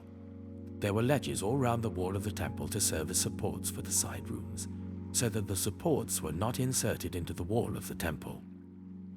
The side rooms all round the temple were wider at each successive level. The structure surrounding the temple was built in ascending stages, so that the rooms widened as one went upwards. A stairway went up from the lowest floor to the top floor through the middle floor. I saw that the temple had a raised base all round it, forming the foundation of the side rooms. It was the length of the rod, 6 long cubits. The outer wall of the side rooms was 5 cubits thick. The open area between the side rooms of the temple and the priests' rooms was 20 cubits wide all round the temple. There were entrances to the side rooms from the open area, one on the north and another on the south, and the base adjoining the open area was 5 cubits wide all round. The building facing the temple courtyard on the west side was 70 cubits wide. The wall of the building was 5 cubits thick all round, and its length was 90 cubits. Then he measured the temple. It was 100 cubits long, and the temple courtyard and the building with its walls were also 100 cubits long. The width of the temple courtyard on the east, including the front of the temple, was 100 cubits. Then he measured the length of the building facing the courtyard at the rear of the temple, including its galleries on each side. It was 100 cubits. The main hall, the inner sanctuary, and the portico facing the court, as well as the thresholds and the narrow windows and galleries round the 3 of them, everything beyond and including the threshold was covered with wood. The floor, the wall up to the windows, and the windows were covered. In the space above the outside of the entrance to the inner sanctuary, and on the walls at regular intervals all round the inner and outer sanctuary, were carved cherubim and palm trees. Palm trees alternated with cherubim. Each cherub had 2 faces. The face of a human being towards the palm tree on one side, and the face of a lion towards the palm tree on the other. They were carved all round the whole temple. From the floor to the area above the entrance, cherubim and palm trees were carved on the wall of the main hall. The main hall had a rectangular door frame, and the one at the front of the most holy place was similar. There was a wooden altar 3 cubits high and 2 cubits square. Its corners, its base, and its sides were of wood. The man said to me, "This is the table that is before the Lord." Both the main hall and the most holy place had double doors. Each door had 2 leaves, 2 hinged leaves for each door. And the doors of the main hall were carved cherubim and palm trees like those carved on the walls, and there was a wooden overhang on the front of the portico. On the side walls of the portico were narrow windows with palm trees carved on each side. The side rooms of the temple also had overhangs. Ezekiel chapter 42. Then the man led me northward into the outer court and brought me to the rooms opposite the temple courtyard and opposite the outer wall on the north side. The building whose door faced north was 100 cubits long and 50 cubits wide. Both in the section 20 cubits from the inner court and in the section opposite the pavement of the outer court, gallery faced gallery at the 3 levels. In front of the rooms was an inner passageway 10 cubits wide and 100 cubits long. Their doors were on the north. Now the upper rooms were narrower, for the galleries took more space from them than from the rooms on the lower and middle floors of the building. The rooms on the top floor had no pillars, as the courts had, so they were smaller in floor space than those on the lower and middle floors. There was an outer wall parallel to the rooms and the outer court. It extended in front of the rooms for 50 cubits. While the row of rooms on the side next to the outer court was 50 cubits long, the row on the side nearest the sanctuary was 100 cubits long. The lower rooms had an entrance on the east side as one enters them from the outer court. On the south side, along the length of the wall of the outer court, adjoining the temple courtyard and opposite the outer wall, were rooms with a passageway in front of them. These were like the rooms on the north. They had the same length and width, with similar exits and dimensions. Similar to the doorways on the north were the doorways of the rooms on the south. There was a doorway at the beginning of the passageway that was parallel to the corresponding wall extending eastward, by which one enters the rooms. Then he said to me, "The north and south rooms facing the temple courtyard are the priests' rooms, where the priests who approach the Lord will eat the most holy offerings. There they will put the most holy offerings, the grain offerings, the sin offerings, and the guilt offerings, for the place is holy. Once the priests enter the holy precincts, they are not to go into the outer court until they leave behind the garments in which they minister, for these are holy. They are to put on other clothes before they go near the places that are for the people."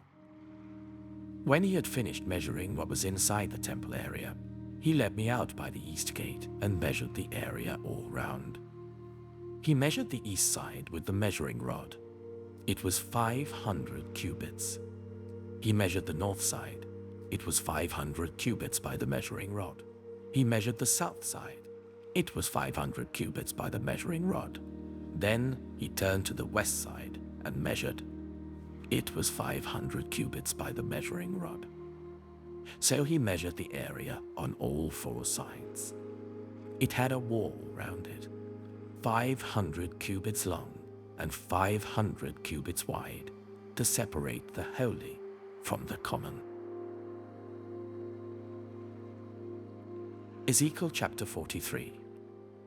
Then the man brought me to the gate facing east, and I saw the glory of the God of Israel coming from the east. His voice was like the roar of rushing waters, and the land was radiant with his glory. The vision I saw was like the vision I had seen when he came to destroy the city, and like the visions I had seen by the river Kibar. And I fell face down. The glory of the Lord entered the temple through the gate facing east. Then the Spirit lifted me up and brought me into the inner court, and the glory of the Lord filled the temple. While the man was standing beside me, I heard someone speaking to me from inside the temple. He said, "Son of man, this is the place of my throne and the place for the soles of my feet. This is where I will live among the Israelites forever. The people of Israel will never again defile my holy name, neither they nor their kings, by their prostitution and the funeral offerings for their kings at their death. When they place their threshold next to my threshold, and their doorposts beside my doorposts, with only a wall between me and them, they defiled my holy name by their detestable practices. So I destroyed them in my anger. Now let them put away from me their prostitution and the funeral offerings for their kings, and I will live among them forever. Son of man, describe the temple to the people of Israel, that they may be ashamed of their sins. Let them consider its perfection, and if they are ashamed of all they have done, make known to them the design of the temple, its arrangement, its exits and entrances, its whole design, and all its regulations and laws. Write these down before them, so that they may be faithful to its design and follow all its regulations. This is the law of the temple. All the surrounding area on top of the mountain will be most holy. Such is the law of the temple. These are the measurements of the altar in long cubits, that cubit being a cubit and a handbreadth. Its gutter is a cubit deep and a cubit wide, with a curb of 1 span around the edge. And this is the height of the altar. From the gutter on the ground up to the lower ledge that goes round the altar, it is 2 cubits high, and the ledge is a cubit wide. From this lower ledge to the upper ledge that goes round the altar, it is 4 cubits high, and that ledge is also a cubit wide. Above that, the altar hearth is 4 cubits high, and 4 horns project upwards from the hearth. The altar hearth is square, 12 cubits long, and 12 cubits wide. The upper ledge is also a square, 14 cubits long and 14 cubits wide. All round the altar is a gutter of 1 cubit with a curb of half a cubit. The steps of the altar face east. Then he said to me, "Son of man, this is what the Sovereign Lord says. These will be the regulations for sacrificing burnt offerings and splashing blood against the altar when it is built. You are to give a young bull as a sin offering to the Levitical priests of the family of Zadok, who come near to minister before me, declares the Sovereign Lord. You are to take some of its blood and put it on the 4 horns of the altar, and on the 4 corners of the upper ledge and all around the rim, and so purify the altar and make atonement for it. You are to take the bull for the sin offering and burn it in the designated part of the temple area outside the sanctuary. On the 2nd day, you are to offer a male goat without defect for a sin offering, and the altar is to be purified as it was purified with the bull. When you have finished purifying it, you are to offer a young bull and a ram from the flock, both without defect. You are to offer them before the Lord, and the priests are to sprinkle salt on them and sacrifice them as a burnt offering to the Lord. For 7 days, you are to provide a male goat daily for a sin offering. You are also to provide a young bull and a ram from the flock, both without defect. For 7 days, they are to make atonement for the altar and cleanse it. Thus they will dedicate it. At the end of these days, from the 8th day on, the priests are to present your burnt offerings and fellowship offerings on the altar. Then I will accept you, declares the Sovereign Lord. Ezekiel chapter 44. Then the man brought me back to the outer gate of the sanctuary, the one facing east, and it was shut. The Lord said to me, "This gate is to remain shut. It must not be opened. No one may enter through it. It is to remain shut because the Lord, the God of Israel, has entered through it. The prince himself is the only one who may sit inside the gateway to eat in the presence of the Lord. He is to enter by way of the portico of the gateway and go out the same way." Then the man brought me by way of the north gate to the front of the temple. I looked and saw the glory of the Lord filling the temple of the Lord, and I fell face down. The Lord said to me, "Son of man, look carefully, listen closely, and give attention to everything I tell you concerning the regulations and instructions regarding the temple of the Lord. Give attention to the entrance to the temple and all the exits of the sanctuary. Say to rebellious Israel, 'This is what the Sovereign Lord says. Enough of your detestable practices, people of Israel. In addition to all your other detestable practices, you brought foreigners uncircumcised in heart and flesh into my sanctuary, desecrating my temple while you offered me food, fat and blood, and you broke my covenant. Instead of carrying out your duty in regard to my holy things, you put others in charge of my sanctuary. This is what the Sovereign Lord says. No foreigner, uncircumcised in heart and flesh, is to enter my sanctuary, not even the foreigners who live among the Israelites. The Levites, who went far from me when Israel went astray, and who wandered from me after their idols, must bear the consequences of their sin. They may serve in my sanctuary, having charge of the gates of the temple and serving in it. They may slaughter the burnt offerings and sacrifices for the people, and stand before the people and serve them. But because they served them in the presence of their idols, and made the people of Israel fall into sin, therefore I have sworn with uplifted hand that they must bear the consequences of their sin, declares the sovereign Lord. They are not to come near to serve me as priests, or come near any of my holy things or my most holy offerings. They must bear the shame of their detestable practices, and I will appoint them to guard the temple for all the work that is to be done in it. But the Levitical priests, who were descendants of Zadok, and who guarded my sanctuary when the Israelites went astray from me, are to come near to minister before me. They are to stand before me to offer sacrifices of fat and blood, declares the sovereign Lord. They alone are to enter my sanctuary. They alone are to come near my table to minister before me and serve me as guards. When they enter the gates of the inner court, they are to wear linen clothes.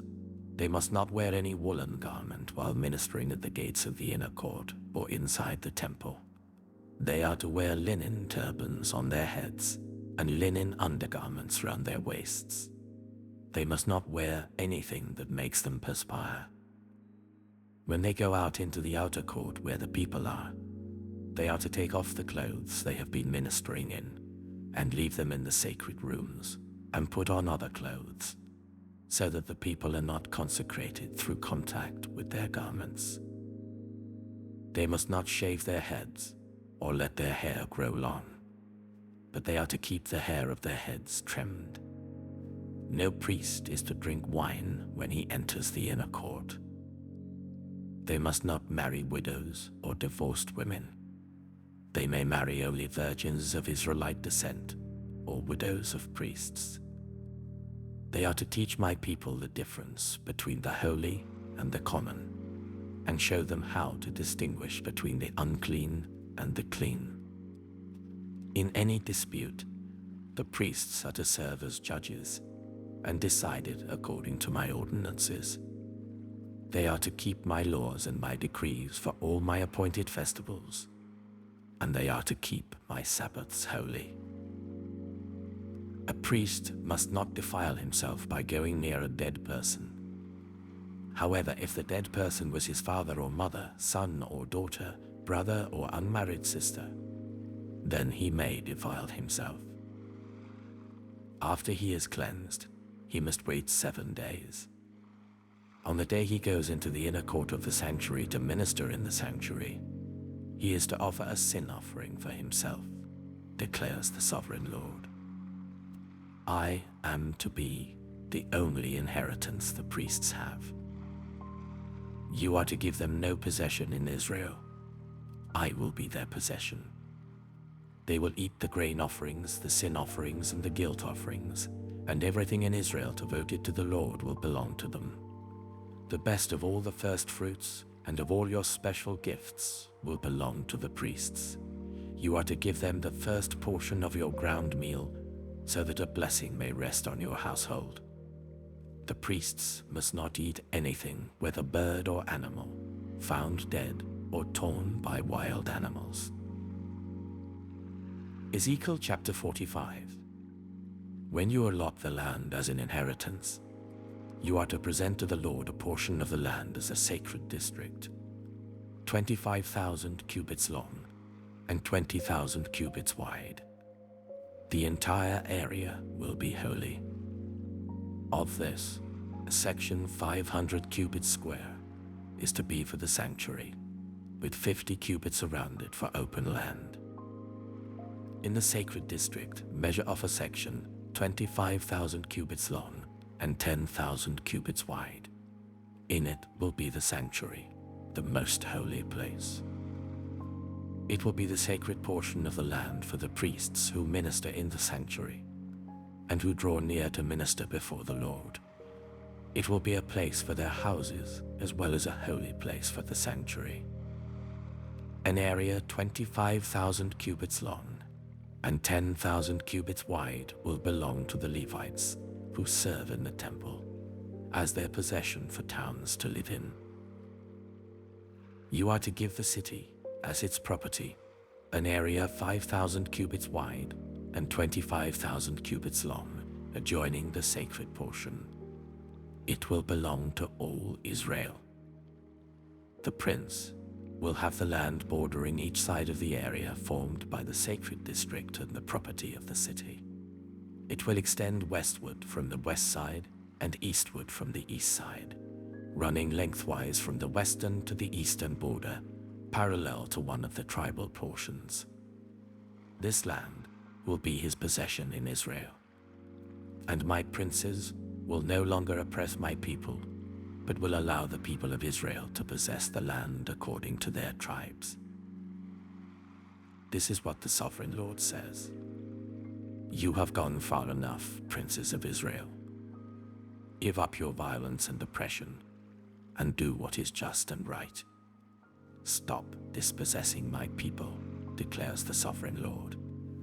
You are to use accurate scales, an accurate ephah, and an accurate bath. The ephah and the bath are to be the same size, the bath containing 1/10 of a homer, and the ephah 1/10 of a homer. The homer is to be the standard measure for both. The shekel is to consist of 20 gerahs, 20 shekels plus 25 shekels plus 15 shekels equal 1 minnah. This is the special gift you are to offer: 1/6 of an ephah from each homer of wheat, and 1/6 of an ephah from each homer of barley. The prescribed portion of olive oil, measured by the bath, is 1/10 of a bath from each core, which consists of 10 baths or 1 homer, for 10 baths are equivalent to a homer. Also, 1 sheep is to be taken from every flock of 200 from the well-watered pastures of Israel. These will be used for the grain offerings, burnt offerings, and fellowship offerings, to make atonement for the people, declares the sovereign Lord. All the people of the land will be required to give this special offering to the prince in Israel. It will be the duty of the prince to provide the burnt offerings, grain offerings, and drink offerings at the festivals, the new moons, and the Sabbaths, at all the appointed festivals of Israel. He will provide the sin offerings, grain offerings, burnt offerings, and fellowship offerings to make atonement for the Israelites. This is what the sovereign Lord says. In the first month, on the first day, you are to take a young bull without defect and purify the sanctuary. The priest is to take some of the blood of the sin offering and put it on the doorposts of the temple, on the 4 corners of the upper ledge of the altar, and on the gateposts of the inner court. You are to do the same on the 7th day of the month to anyone who sins unintentionally or through ignorance. So you are to make atonement for the temple. In the first month, on the 14th day, you are to observe the Passover, a festival lasting 7 days, during which you shall eat bread made without yeast. On that day, the prince is to provide a bull as a sin offering for himself and for all the people of the land.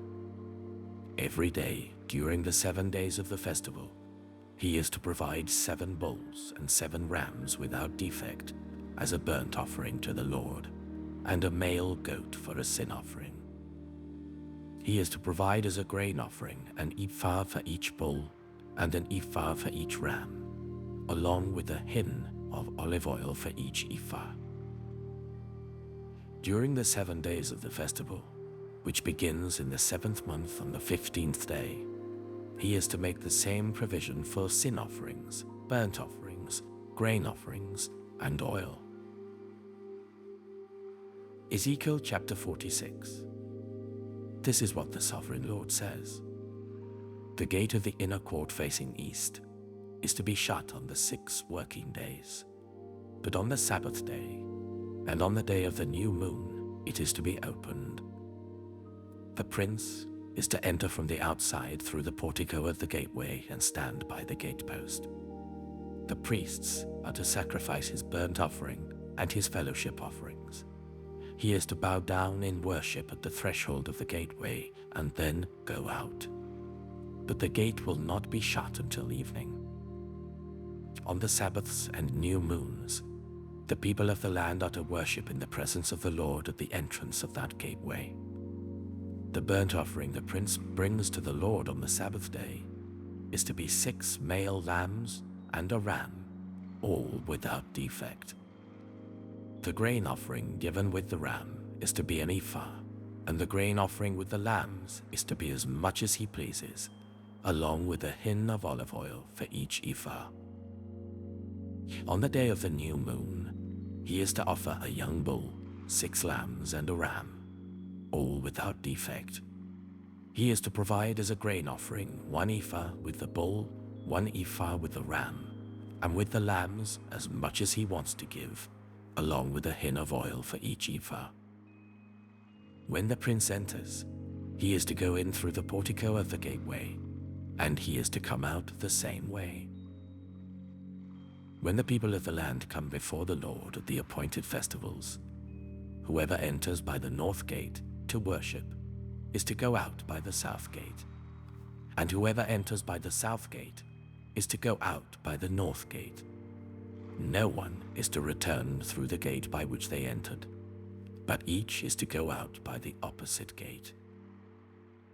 The prince is to be among them, going in when they go in, and going out when they go out.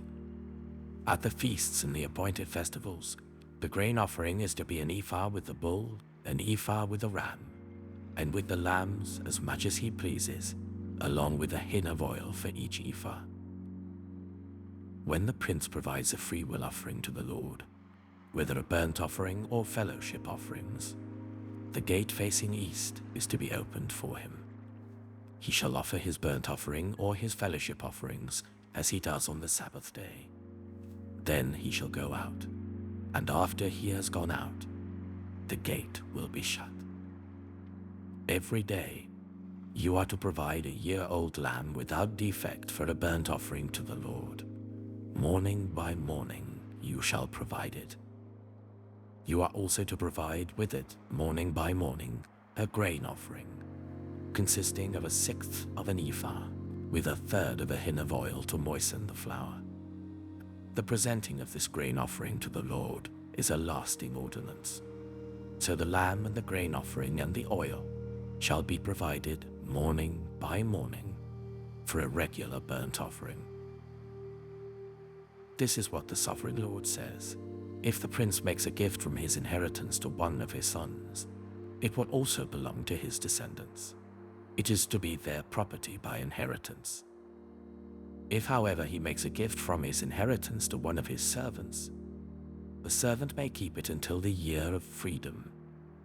Then it will revert to the prince. His inheritance belongs to his sons only. It is theirs. The prince must not take any of the inheritance of the people, driving them off their property. He is to give his sons their inheritance out of his own property, so that not one of my people will be separated from their property. Then the man brought me through the entrance at the side of the gate to the sacred rooms facing north, which belonged to the priests, and showed me a place at the western end. He said to me, "This is the place where the priests are to cook the guilt offering and the sin offering, and bake the grain offering, to avoid bringing them into the outer court and consecrating the people." He then brought me to the outer court and led me round to its 4 corners, and I saw in each corner another court.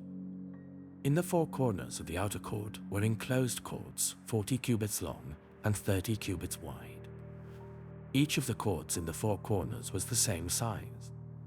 Around the inside of each of the 4 courts was a ledge of stone, with places for fire built all around under the ledge. He said to me, "These are the kitchens where those who minister at the temple are to cook the sacrifices of the people." Ezekiel chapter 47. The man brought me back to the entrance to the temple, and I saw water coming out from under the threshold of the temple towards the east, for the temple faced east. The water was coming down from under the south side of the temple, south of the altar. He then brought me out through the north gate and led me round the outside to the outer gate facing east, and the water was trickling from the south side. As the man went eastward with a measuring line in his hand, he measured off 1,000 cubits and then led me through the water that was ankle deep. He measured off another 1,000 cubits and led me through water that was knee deep. He measured off another 1,000 and led me through water that was up to the waist. He measured off another 1,000. By now it was a river that I could not cross, because the water had risen and was deep enough to swim in, a river that no one could cross. He asked me, "Son of man, do you see this?" Then he led me back to the bank of the river. When I arrived there, I saw a great number of trees on each side of the river. He said to me, "This water flows towards the eastern region and goes down into the Arabah, where it enters the Dead Sea.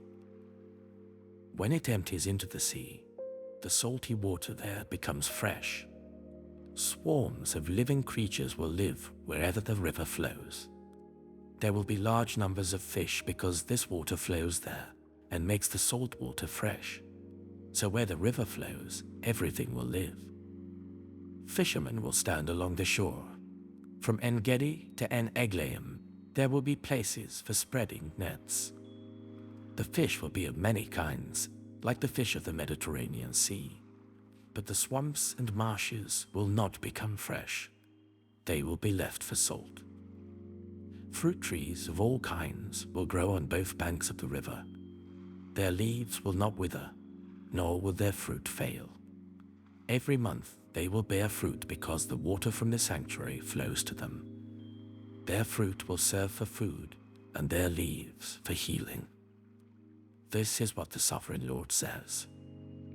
These are the boundaries of the land that you will divide among the 12 tribes of Israel as their inheritance, with 2 portions for Joseph. You are to divide it equally among them, because I swore with uplifted hand to give it to your ancestors. This land will become your inheritance. This is to be the boundary of the land.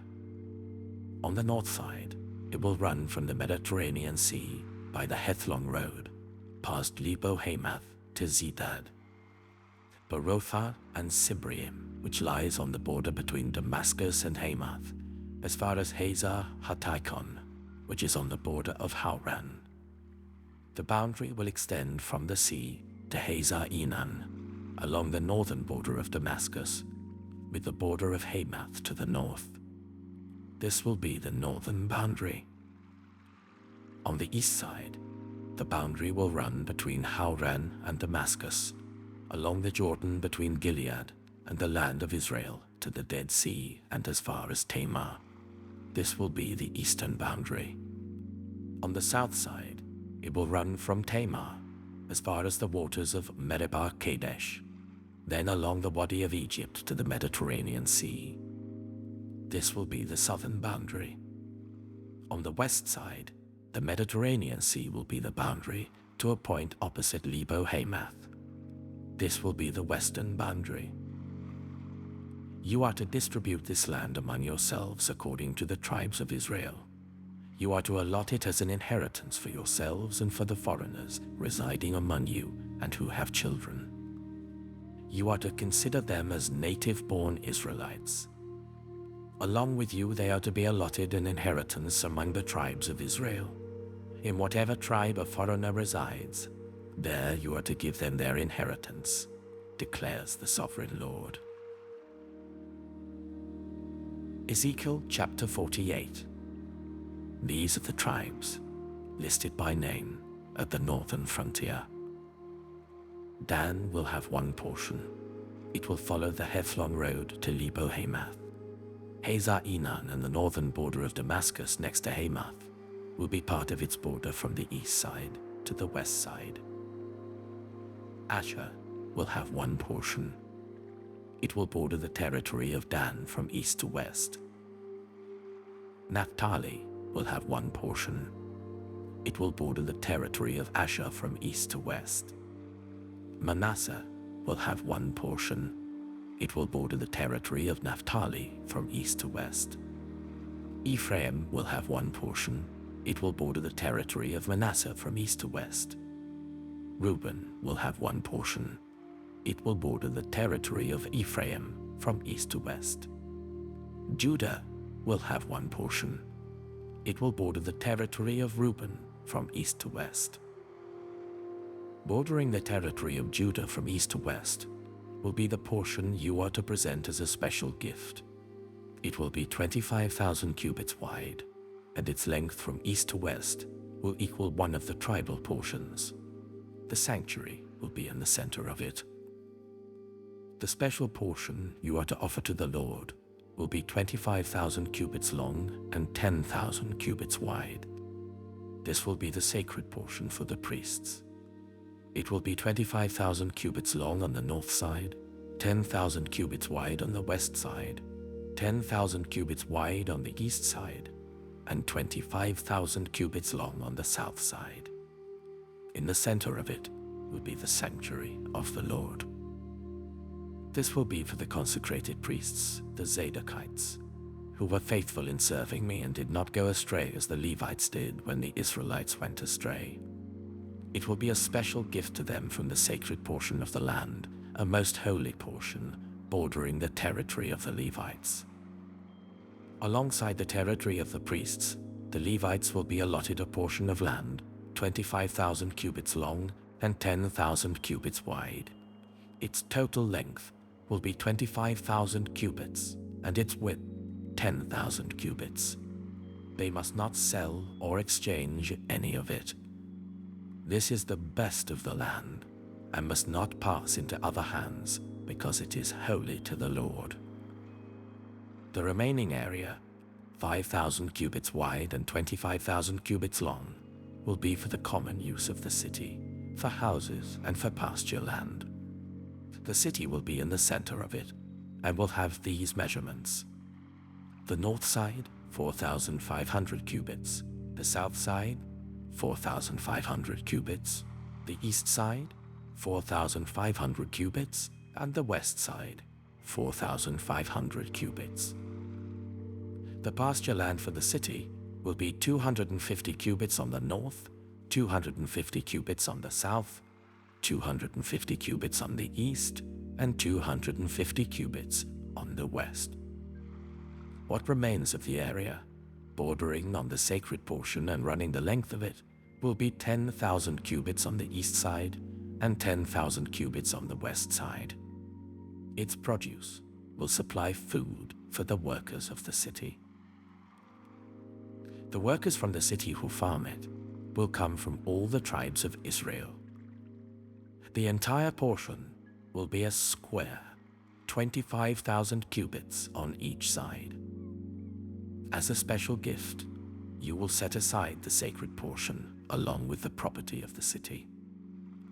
What remains on both sides of the area formed by the sacred portion and the property of the city will belong to the prince. It will extend eastward from the 25,000 cubits of the sacred portion to the eastern border, and westward from the 25,000 cubits to the western border. Both these areas running the length of the tribal portions will belong to the prince, and the sacred portion with the temple sanctuary will be in the center of them. So the property of the Levites and the property of the city will lie in the center of the area that belongs to the prince. The area belonging to the prince will lie between the border of Judah and the border of Benjamin. As for the rest of the tribes, Benjamin will have one portion. It will extend from the east side to the west side. Simeon will have one portion. It will border the territory of Benjamin from east to west. Issachar will have one portion. It will border the territory of Simeon from east to west. Zebulun will have one portion. It will border the territory of Issachar from east to west. Gad will have one portion. It will border the territory of Zebulun from east to west. The southern boundary of Gad will run south from Tamar to the waters of Meribah Kadesh, then along the Wadi of Egypt to the Mediterranean Sea. This is the land you are to allot as an inheritance to the tribes of Israel, and these will be their portions, declares the sovereign Lord. These will be the exits of the city, beginning on the north side, which is 4,500 cubits long. The gates of the city will be named after the tribes of Israel. The 3 gates on the north side will be the gate of Reuben, the gate of Judah, and the gate of Levi. On the east side, which is 4,500 cubits long, will be 3 gates: the gate of Joseph, the gate of Benjamin, and the gate of Dan.